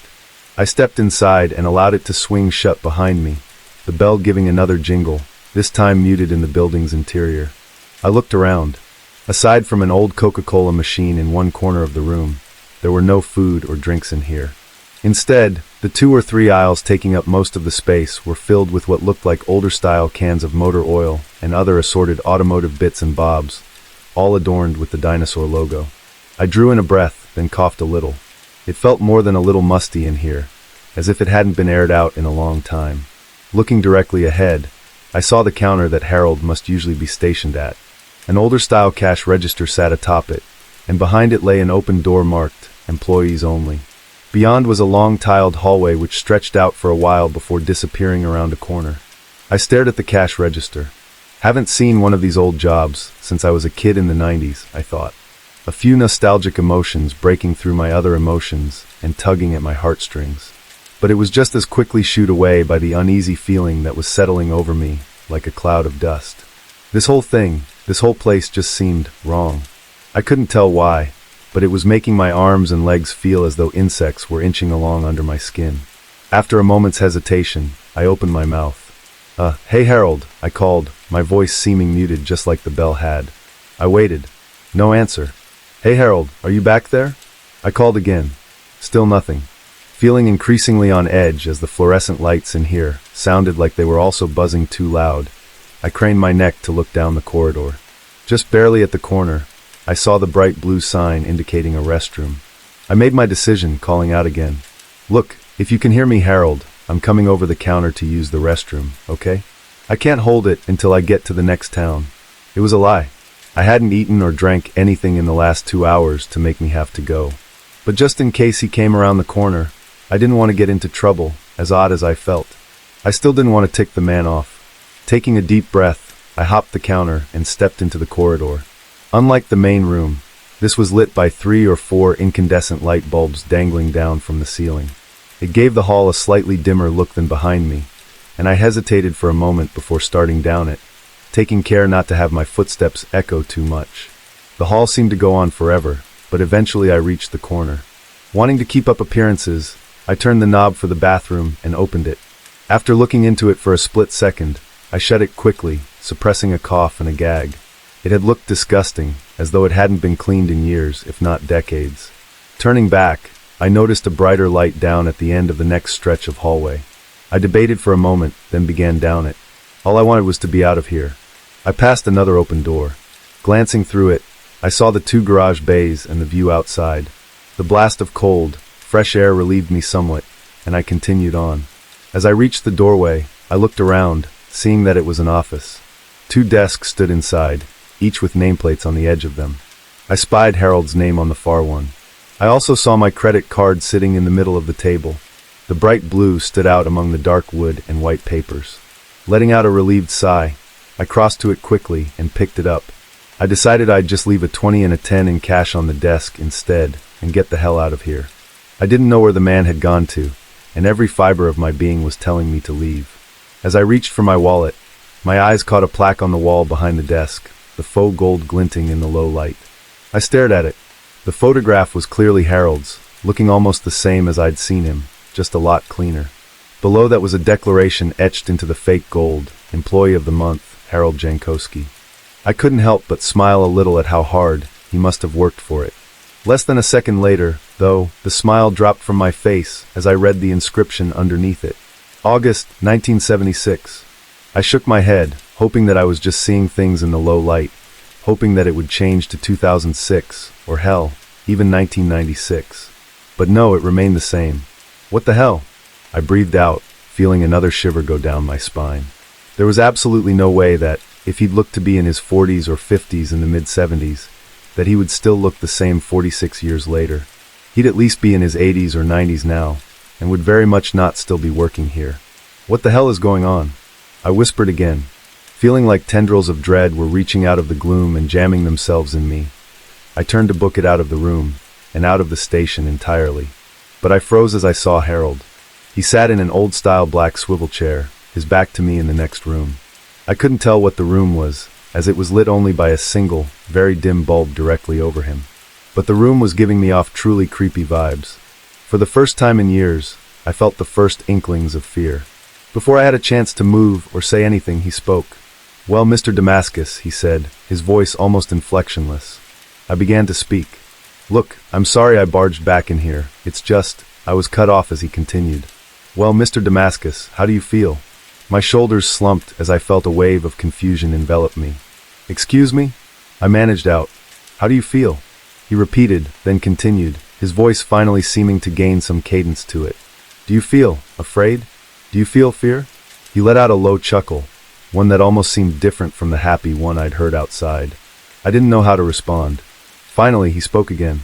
"It's okay, you don't have to tell me. I know, I can feel it." He let out another chuckle, and I felt multiple shivers shoot up my spine. "And frankly, Mr. Damascus, I'm happy about that," he said, standing up, but still keeping his back to me, "because you all taste so much better when you're afraid." This time I did manage to say something. "The hell?" It wasn't the most eloquent response, but apparently, Harold found it funny as he let out another low, creepy chuckle. He finally turned towards me, and I jumped backward, slamming into his desk and causing his nameplate to fall to the ground. The man still smiled at me, his smile now holding a very definite wideness to it, holding an almost pants-wetting wickedness in it. But he didn't seem alive. His previously sparkling green eyes now seemed glassy and unseeing. To put it bluntly, he almost more resembled a ventriloquist's dummy, a puppet, than anything. He almost seemed to lean towards me, and finally he spoke. "I'll make it sporting, though. You have 20 seconds to run," he said. Swallowing hard, I looked around and saw a tire iron on his desk. I snatched it up, ready to club the man over the head if he made a move toward me. That's when he simply dropped forward onto his face. He fell halfway forward into the room and didn't move. I looked down at him and gasped as I realized what I was seeing. The man looked nothing more than like a deflated beach ball, as though all the organs and blood in him had been sucked out. I saw the tear in the back of his jumpsuit again, this time much more pronounced. Behind it, his dirty white shirt had been torn as well, and it revealed, oh, to hell with me sideways, a hole in his actual back. I could see the white of his spine clearly visible in the yellow light. As I stared down at him, I heard a voice. This one, though, was not Harold's. It seemed to come from everywhere and nowhere at once, much lower than I'd ever heard a human voice speak. And it alone almost caused me to piss myself, because it held a truly evil, sadistic tone to it. 20, 19, 18, 17. I looked up and into the darkened room Harold had fallen out of, and finally, for the first time in years, I screamed. Hovering just in the darkness beyond the edge of the dim light's gaze were two enormous, glowing green eyes. They were larger than a human's eyes ever could be, and in a very inhuman shape, looking like crescent moons. They held the most evil, sadistic glee I had ever seen in my life.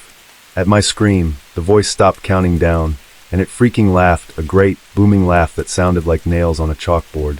And then it began counting down again, the malicious excitement in it audible. 16, 15, 14. I didn't wait any longer. I didn't want to see what those eyes belonged to. I turned and I sprinted out of the office, running down the corridor, my footfalls and panicked breathing echoing back to me like a gunshot. The corridor seemed to go on forever, and I couldn't understand why it was taking so long to reach the corner. Finally, though, I reached it and froze. I was back at the entrance to the office. What the hell? Behind me, I heard the voice reach 10, and I began sprinting again down the hallway. It seemed to take even longer to reach the corner, and this time, I reached out to grab the corner edge with my hand, only to grab the wooden edge of the office door. My eyes widened, and I felt tears begin to fall from my eyes as I ran again. The voice continued as I dashed for down the ever-increasing corridor. 7, 6, 5. I let out a strangled sob as I grabbed for the tiled corner, pushing off the edge of the corridor to snatch at it. Instead, I smashed into the wall next to the office door. I fell in a heap, trying to force myself up when I heard it finish. 3, 2, 1. Ready or not, Mr. Damascus, here I come. As it finished uttering the last word, the voice dropped even lower, as if I were hearing the voice of the devil himself speak to me. I realized if I looked behind me now, I'd see it, standing in the middle of the office over its human puppet. I refused to look back. I knew it wanted me to. Tears flowed freely down my cheeks, mixing with the blood from my head where I'd slammed into the wall. Every horror movie death in movies and books flashed through my mind, and I knew all of them weren't even remotely as horrible as what that thing had planned for me. That's when a thought, just a tiny glimmer of hope, flashed through my mind, something I'd seen as I'd walked down the hall to the office.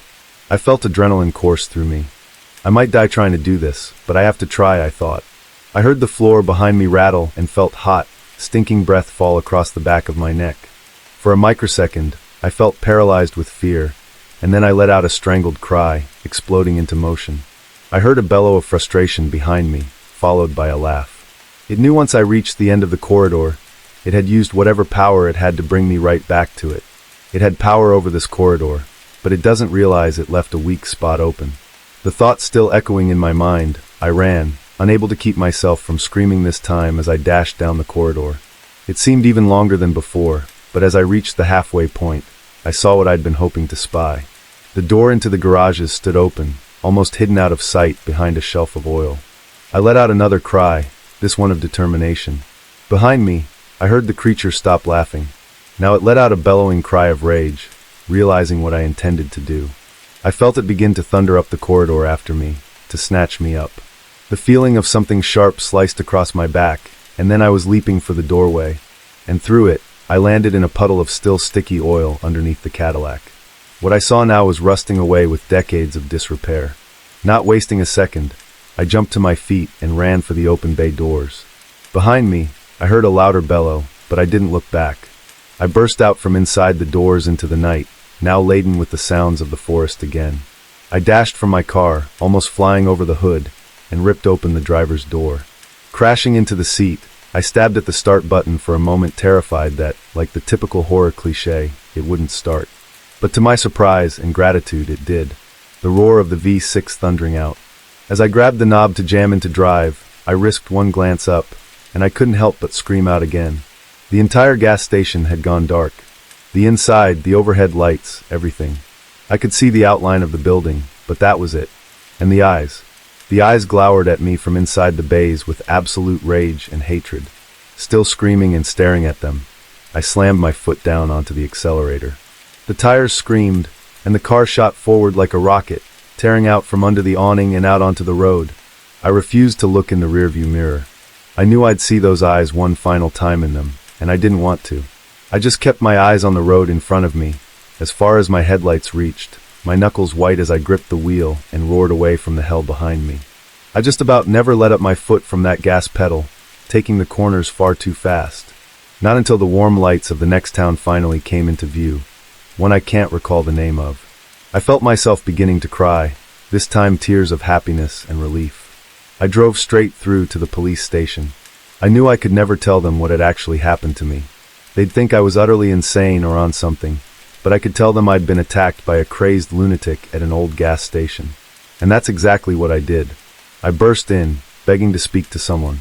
The officers at the desk calmed me down and took my statement, taking it all very seriously when I showed them my back, which, as it turned out, had 3 deep slashes in it.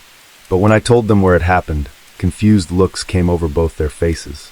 As a paramedic rushed in from outside to check my wounds, one of the officers walked into the back, returning with the sergeant on duty, an older gentleman in his 60s. "Please tell me again what happened to you," he asked gently. I did, and when I finished, he shook his head. "Son, it couldn't possibly have happened at the Sinclair station 10 or 12 miles back," he said softly. I stammered. "Why not?" I demanded, struggling for my words.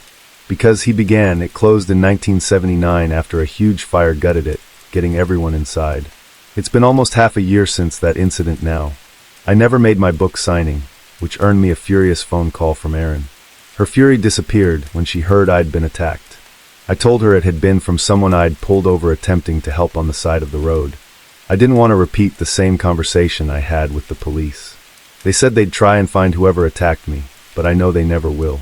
Not after they showed me a newspaper article, yellowed with age, showing the burned-out hulk of the gas station I'd been to, along with a very familiar photograph of a smiling man next to it. I still am a horror writer. The horror I saw that night didn't stop me from writing.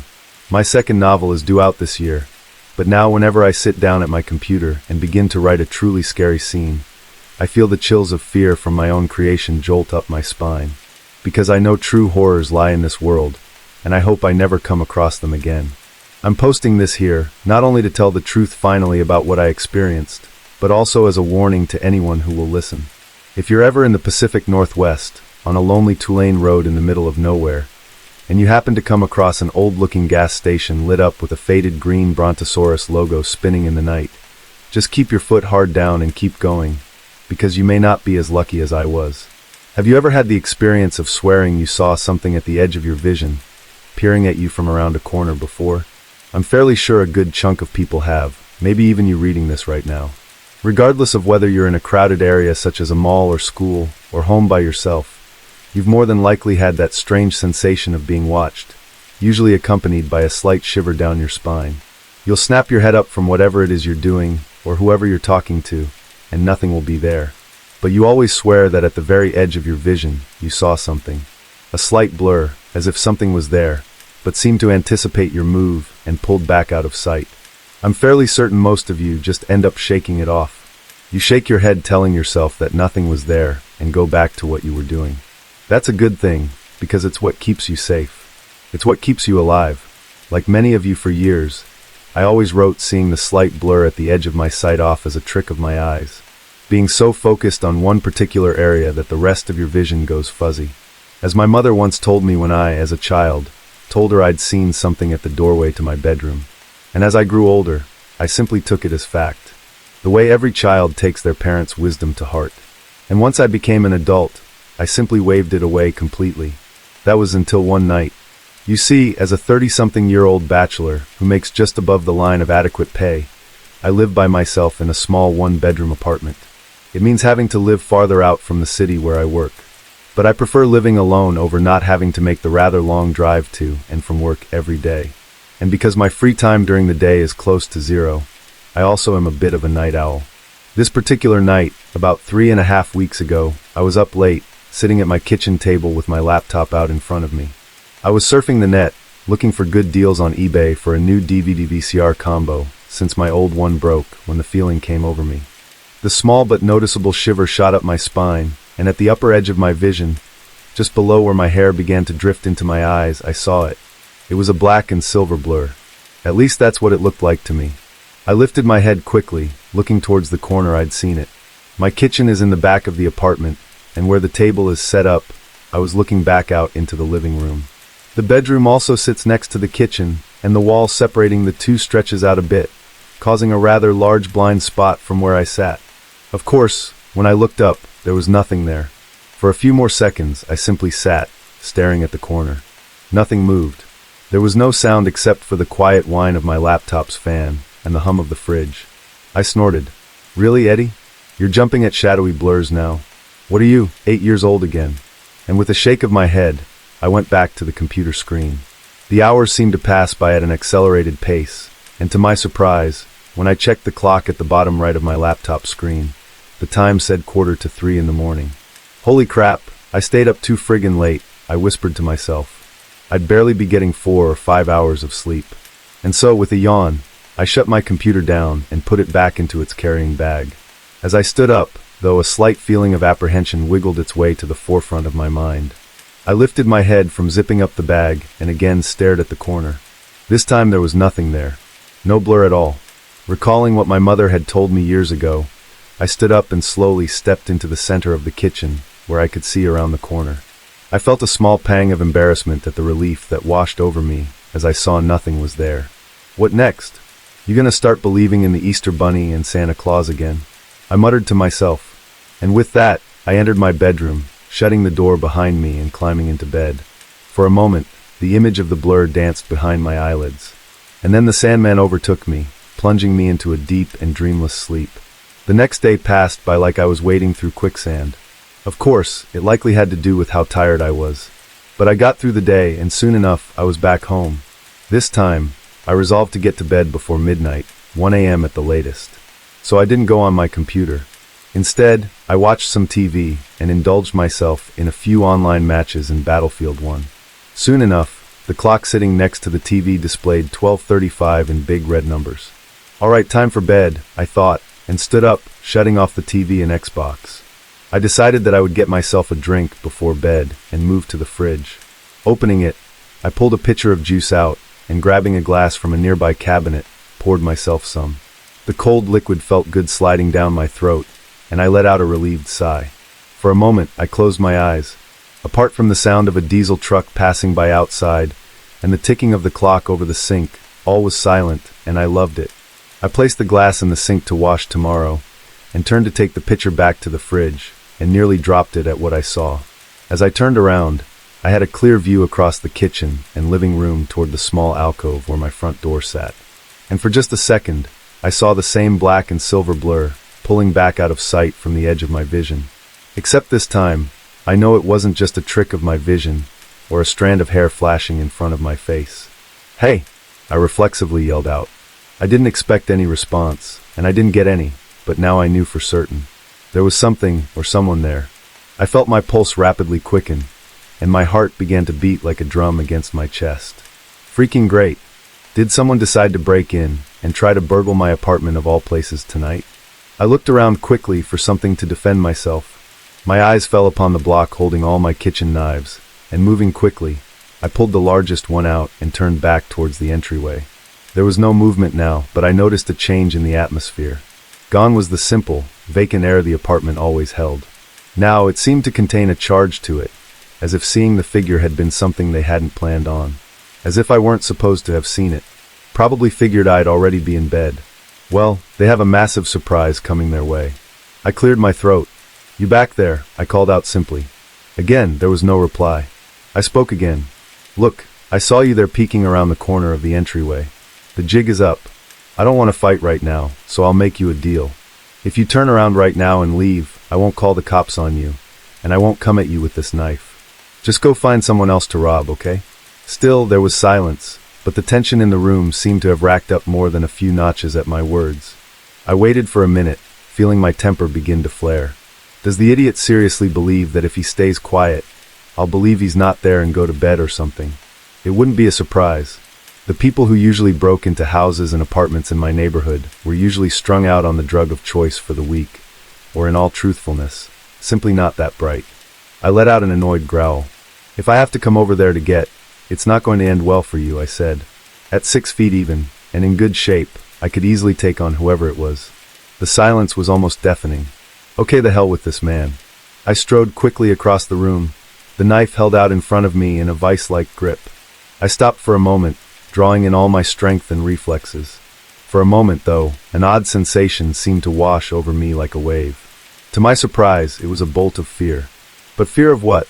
Yes, it was a bit dangerous to about to confront a cornered intruder, but fear shouldn't be one of the experienced emotions. Shaking it away, I put all the muscle into my legs and leapt around the corner. There was nobody there. For a moment, I simply stood there, feeling dumbfounded. "A what?" I blurted out. I knew for a fact I'd seen someone there. It hadn't been a trick of my eyes, and I hadn't heard the front door open. In fact, looking down at it now, I saw the little knob on the door handle was, in fact, twisted into the locked position. As I stared down at it, a sudden, huge shiver rushed up my spine, combined with the feeling of being stared at intensely. In fact, it almost felt as though whoever were doing the staring were almost directly behind me. On instinct, I whirled around, slashing out with the knife as hard as I could. But again, there was nothing. No one stood behind me. The oddest thing, though, was that as soon as I spun around, the feeling of eyes boring into the back of my skull ceased, as if the watcher had simply blinked out of existence the moment I turned. But the tension in the apartment didn't go away. In fact, it almost seemed to intensify, and it kept me on edge, enough to the point that I searched the entire apartment. I went into the bathroom, drawing back the shower curtain. I went into my bedroom and opened up the sliding doors to the closet. I even opened up both closets in the living room, pulling out all the coats and boxes someone could hide behind. But I found nothing, no trace of anybody. Even still, though, when I went to bed, I locked the door to my bedroom behind me, just in case, and I slept with the knife on my bedside table. The next morning, when I awoke, the feeling had vanished from the apartment. It was almost as if the daylight had banished the tension-filled aura away, and I was glad for it, along with the fact that I had a full day of work ahead of me. And so, with a final look around, I locked the front door behind me, climbed into my old, but well-taken-care of Mitsubishi Starion, and made the 2.5-hour drive into the city for work. The day passed by without much fuss. Aside from a mandatory team meeting my jerk boss decided to impose on us during our lunch break. The monotony calmed me down somewhat, and I began to mentally tease myself for how bent out of shape I'd gotten last night. I even decided to tell some of the guys at the water cooler about it. Everyone, of course, had a good laugh over it. Well, Ed, if I ever need someone to slice away at the dark emptiness of my house, I'll be sure to give you a call. Mark, one of my co-workers, joked, causing everyone, including myself, to guffaw some more. The joking shoved it completely out of my mind, and before I knew it, the evening had arrived. I packed up my belongings back into the car and made the journey back home, still chuckling a bit to myself and humming along to the songs playing on the car's radio.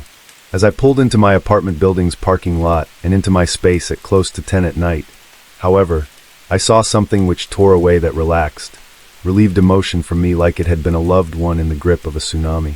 My complex is set up in AU formation with 2 floors, sort of similar to how an older-built motel looks. My apartment was the second one on the top floor, and from where I sat in my car, I could look up and see the living room window of my place between the slats of the walkway's railing. As I always did, when I left, I'd twisted shut the white Venetian blinds so nobody walking past the window could look into my place. Someone was peering down at me from between the blinds, from between my blinds. I felt my blood turn to ice as I saw the obvious parting in the middle of them, signifying someone was pulling down on a section of them, and then doubly so when they just as quickly snapped back into position. Crap, I mentally hissed. I fumbled around in my coat pockets, looking for my cell phone. I let out a groan as I suddenly realized I'd forgotten it when I'd left home that morning, which meant it was up there with them. Crap, I hissed again, out loud this time. I gazed around for a moment at the darkened windows of the other units, but I knew none of my neighbors would be of any help to me. Long gone were the days of neighbors looking out for each other. They would, inevitably, tell me to either find a way to call the cops myself, or straight up tell me to go to hell, that it wasn't their problem. Which, unless I wanted to drive straight to my local police station, over 20 minutes away, the only other option was to go in myself. Hissing through gritted teeth, I pulled the door handle and kicked the door open, letting the chilly night air flood into the car's interior. I reached down and yanked on the trunk release before climbing out and slamming the door. Crossing to it, I pulled the glass hatch up and fumbled around inside for a moment, before withdrawing a tire iron from the mess of crap cluttering up the trunk. Slamming the hatch closed, I took a deep breath. Then, leaving my car's engine running in case I needed to make a quick getaway, I took the stairs to the top floor 2 at a time. A moment later, I was standing at the head of the landing, staring at the Tweety Bird yellow-painted door of my apartment. My heart pounded in my chest as I took a step forward, reaching out slowly and gripping the handle in one hand. I gave it a small twist to see if it would turn, but it stayed in place, showing that the door was still locked. Or, whoever's in there locked it behind them. Swallowing a bit, I reached into my pants pocket for my house keys with my free hand. Pulling them out, I slid them as quietly as possible into the lock in the center of the doorknob. I took a deep breath, knowing as soon as I twisted the key, the doorknob would turn with it as well. God, please don't let me get jumped as soon as I step inside, I quietly whispered towards the dark sky. I let out a deep breath, then raised the tire iron over my head and twisted the key. The knob turned, and I immediately pushed the door open. It swung inwards before hitting the wall with a soft clunk. The porch light cast a long, narrow shaft of light into the dark room beyond, reflecting off my flat-screen TV on the far side of the living room. Aside from that, though, the place was as dark and silent as a tomb. My pulse quickened as I slowly reached inside, my hand searching for the light switch. Part of me feared that, as I blindly searched, I'd suddenly feel a vice-like grip seize my wrist and pull me into the dark. The mental image sent a shiver of fear through me, just as my fingers found the plastic switch. Flicking it on, the living room suddenly became awash in the bright overhead light. Still holding the tire iron over my head, I took a tentative step inside. The atmosphere in here had changed again. Gone was the tense one which had accompanied seeing whoever the other night. In its place was an almost threatening one, and realizing it set me even farther on edge. Moving quickly, I leaned around the corner, giving me a glimpse of the kitchen beyond. Both it and the living room were empty, from initial appearances anyways, but that still left the bathroom and the kitchen. Something caught my eye, however, which filled me with relief. My cell phone still sat where I'd left it, in the middle of the living room coffee table. I moved slowly, trying to stay as quiet as possible so whoever was hidden wouldn't realize I was going for my phone and bum rush me. I held my breath as I passed by the half-open doors of both my bathroom and bedroom, stepping around the couch and picking up my phone. I decided right there, and then that I'd step back outside and call the cops. There was a fine line between being courageous and being suicidally stupid, and searching this place on my own with just a tire iron to defend myself, especially knowing someone was hiding somewhere in here, was firmly on the latter side of that line. I turned to begin walking quickly back to the open front door, but something stopped me, something which made me freeze. There was a small section of eggshell white wall between the door to one of my closets and the bathroom door. Something had been written there. No, not written, I realized. It had been scratched into the wall. My eyes flashed over the 3 words etched into the paint and plaster, the dear nos potest. My head swam with confusion, trying to place what language it was. That was when I felt my heart almost stop in my chest, my breath along with it. Out of the left corner of my vision, I saw the door to my bedroom had slowly but noticeably swung open a bit. That wasn't what had caused my heart to skip a beat, though. It was seeing the black and silver blur again. Oh damn. Before the thought had finished in my head, I was dashing for the door. Out of the corner of my vision, there was a sudden blur of movement as the black and silver figure came flying out of the room. It never made a sound, though. I dodged it somehow and flew around the corner, snatching the doorknob in my free hand and yanking the door shut behind me. Twisting the keys to the right to lock the door again, I tore them from the lock and thundered back down the stairs, yanking the door to my car open and crashing into the driver's seat. Slamming the door shut and locking it, I dropped the tire iron and fumbled with my phone. As the voice of the emergency dispatcher came on the other end of the line, and I stumbled through explaining what had happened, I kept my gaze locked through the windshield on the front door and the living room window. I swear I saw the blinds part again as I heard the wail of the police sirens approaching. When the police arrived, I jumped out of my car and quickly explained what had happened. They took my house keys from me and with their pistols drawn, climbed quickly up the steps to my place. With neighbors opening their doors and parting their blinds to see what was happening, they unlocked the door and quickly entered. A few minutes later, they both reappeared and waved for me to come up and join them. "I'm sorry, sir, but whoever it was, they're gone," one of them said to me. He then showed me that the window in the back of the apartment, which was in the back of the kitchen and opened out onto a main road, had been opened, the mosquito screen having been cut to allow someone to jump out. I stared out and down at the 2-story drop. It would hurt to jump from this height, but it's doable, I thought. The cops again did a sweep of the apartment, turning the entire place upside down with me there, and again found no one. They both promised to stay the night outside to keep an eye on the place in case the person attempted to try and come back, and would make sure an officer was posted outside for the next week or so. It made me feel more than a bit better. "What about the writing scratched into the wall?" I asked them, pointing to it. The first officer shrugged. "I honestly don't know, sir," he said, giving me an apologetic look. "That's a language I've never seen before." That's when the second spoke up. "It's Latin," he said simply. We both looked at him. He was staring at the writing with a bit of a confused, if not apprehensive, look on his face. "But what freaking low-level criminal knows Latin?" he murmured quietly, more to himself than us. "Well, what does it say?" I asked him. For a few seconds he didn't answer. Then he finally turned and looked at me. "He can see us. That's roughly what it says." I felt a massive chill shoot up my spine at his words, though I couldn't understand why. Not at the time.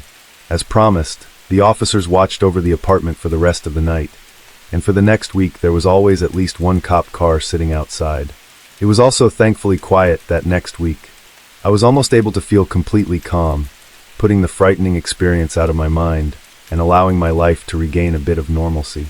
I didn't feel any sensation of being watched. One thing I did do, though, was type the Latin words into Google in an attempt to see if anything came up. But nothing did. I decided to push the last remnants out of my conscious mind, and as the weekend came, I looked forward to sitting on the couch, playing video games all night, and having a bottle to myself. Saturday night, I played until almost 1 in the morning before stumbling to the bed. I passed out almost as soon as my head hit the pillow. I'm honestly not sure what woke me up, but when I slid my eyes open, it was still to darkness. I felt my head begin to spin, showing that I wasn't fully sober yet. I shot a look at the bright red glowing numbers of the clock on the bedside table next to my head. 3:30 a.m. Oh, what the hell? Do I have to piss? What woke me up? Everything stopped. My mind froze mid-thought, and my heart fluttered in my chest. My breath hitched in my chest as my eyes adjusted to the dark, staring across the room. I was looking at my bedroom closet, which, when I'd fallen asleep, I'd looked over and seen it closed. But now, as I stared, I realized the sliding right door had been pulled back some. A chill ran through me, and then it was replaced by a bone-chilling shiver of fear as my eyes locked onto something else. Something which stared at me from around the edge of the half-open closet door. It was the black and silver blur. Except this time, it wasn't a full-on blur. I'm not sure whether it was the darkness or the alcohol still flowing through my veins, but I could see it a bit more clearly now. I couldn't see much, just what looked like two large, very dark eyes glaring at me. I felt frozen in place, fear quite literally paralyzing me to the bed. As I lay there, my eyes widened to the size of saucers. I slowly became aware of something else. Something which I'll never forget, which I can still hear in the silence. It was whispering. It was a soft, hissing voice, sounding as grating as sandpaper, but it almost seemed to be growing in intensity, as if it knew I was awake and was staring at it, and it was not even remotely happy about it. The words were indistinguishable at first, but as the voice grew louder, the words became clear, but they weren't words I knew, or a language I knew. I recognized some of the words as the same as the words written on my wall. It was speaking in Latin. The voice grew angrier and angrier, turning from a hiss into almost a demonic growl, and then it went deadly silent. It almost seemed as though the entire world had gone dead silent, as if everything were being sucked out of the world. That's when I saw the hand reach up from underneath the bed to grab onto the sheets, less than a foot from my face. A hand which more resembled a claw, tipped with 5 razor-sharp fingernails. There's more than one, and it's under my freaking bed. Seeing that hand, that claw reaching up from under the bed broke the paralyzing hold that had come over me. I flew up in bed, flinging the sheets up and forwards and letting out an involuntary scream. Instantly, there seemed to be a world of motion in the bedroom. Black and silver blurs seemed to appear from everywhere, from the closet, from under the bed.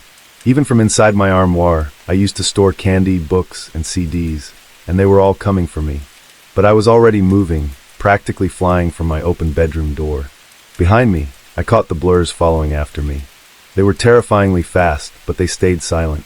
Silent, that is, except for the mantra they all suddenly began to angrily whisper, the same words I'd heard the one in the closet angrily hiss.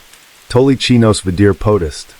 They chanted, just loud enough for me to hear, but not enough for anyone else in the complex to. I ran through the bedroom door, grabbing it and slamming it shut behind me. A moment later, I felt the push from the other side as whatever the things were attempted to force it open. Looking around, I spied a kitchen chair within reach and grabbed it, forcing it under the handle to block the door. I knew it wouldn't hold for long, though. I could hear the creatures practically throwing themselves at the door. I used the time I had to grab my computer bag, along with the clothes I'd left strewn on my living room floor, and my cell phone. I just snatched my car keys from their hook when I realized they'd gone silent. The assault on the door stopped. For a split second, I felt a wave of relief, and then I saw something out of the corner of my eye from the kitchen. My blood turned to ice as I realized the cabinet doors under the sink were beginning to open, and that demonic growl of a mantra was beginning to pour out from under it. So was my bathroom door and both closets. Oh damn! I whimpered, then dashed for my door, snatching up my sneakers as they rushed out from their new hidey holes. I unlocked and threw the door open, dashing out into the night and yanking it shut behind me. Bolting down the steps, I jammed the key into the door of my car and unlocked it. I piled into the driver's seat and yanked the door shut, slamming down on the lock button. Forcing the key into the ignition and twisting it, the engine roared to life. I knew I should simply call the cops, but I knew at this point, if I did, when they arrived, they'd all have disappeared. Maybe even make it look like another person had jumped out the window again. They're that smart. Instead, I jammed the shifter into reverse and peeled out of the parking lot. As I left, I saw the blinds part again. As they watched me go, I haven't been back to my apartment in weeks. I drove all through the night, fighting back the waves of nausea from the alcohol still in my system until I made it to the city where I work. I rented a motel room, and ever since then, I've been staying there. I figured I could just eventually have movers go and collect my things from the apartment and give my 30-day notice. There was no way I was ever going back there. I thought I would be safe in the city. I thought I would be safe anywhere else but my apartment. That they were bound to the place. I was wrong. So very wrong. Because I've started seeing them everywhere now.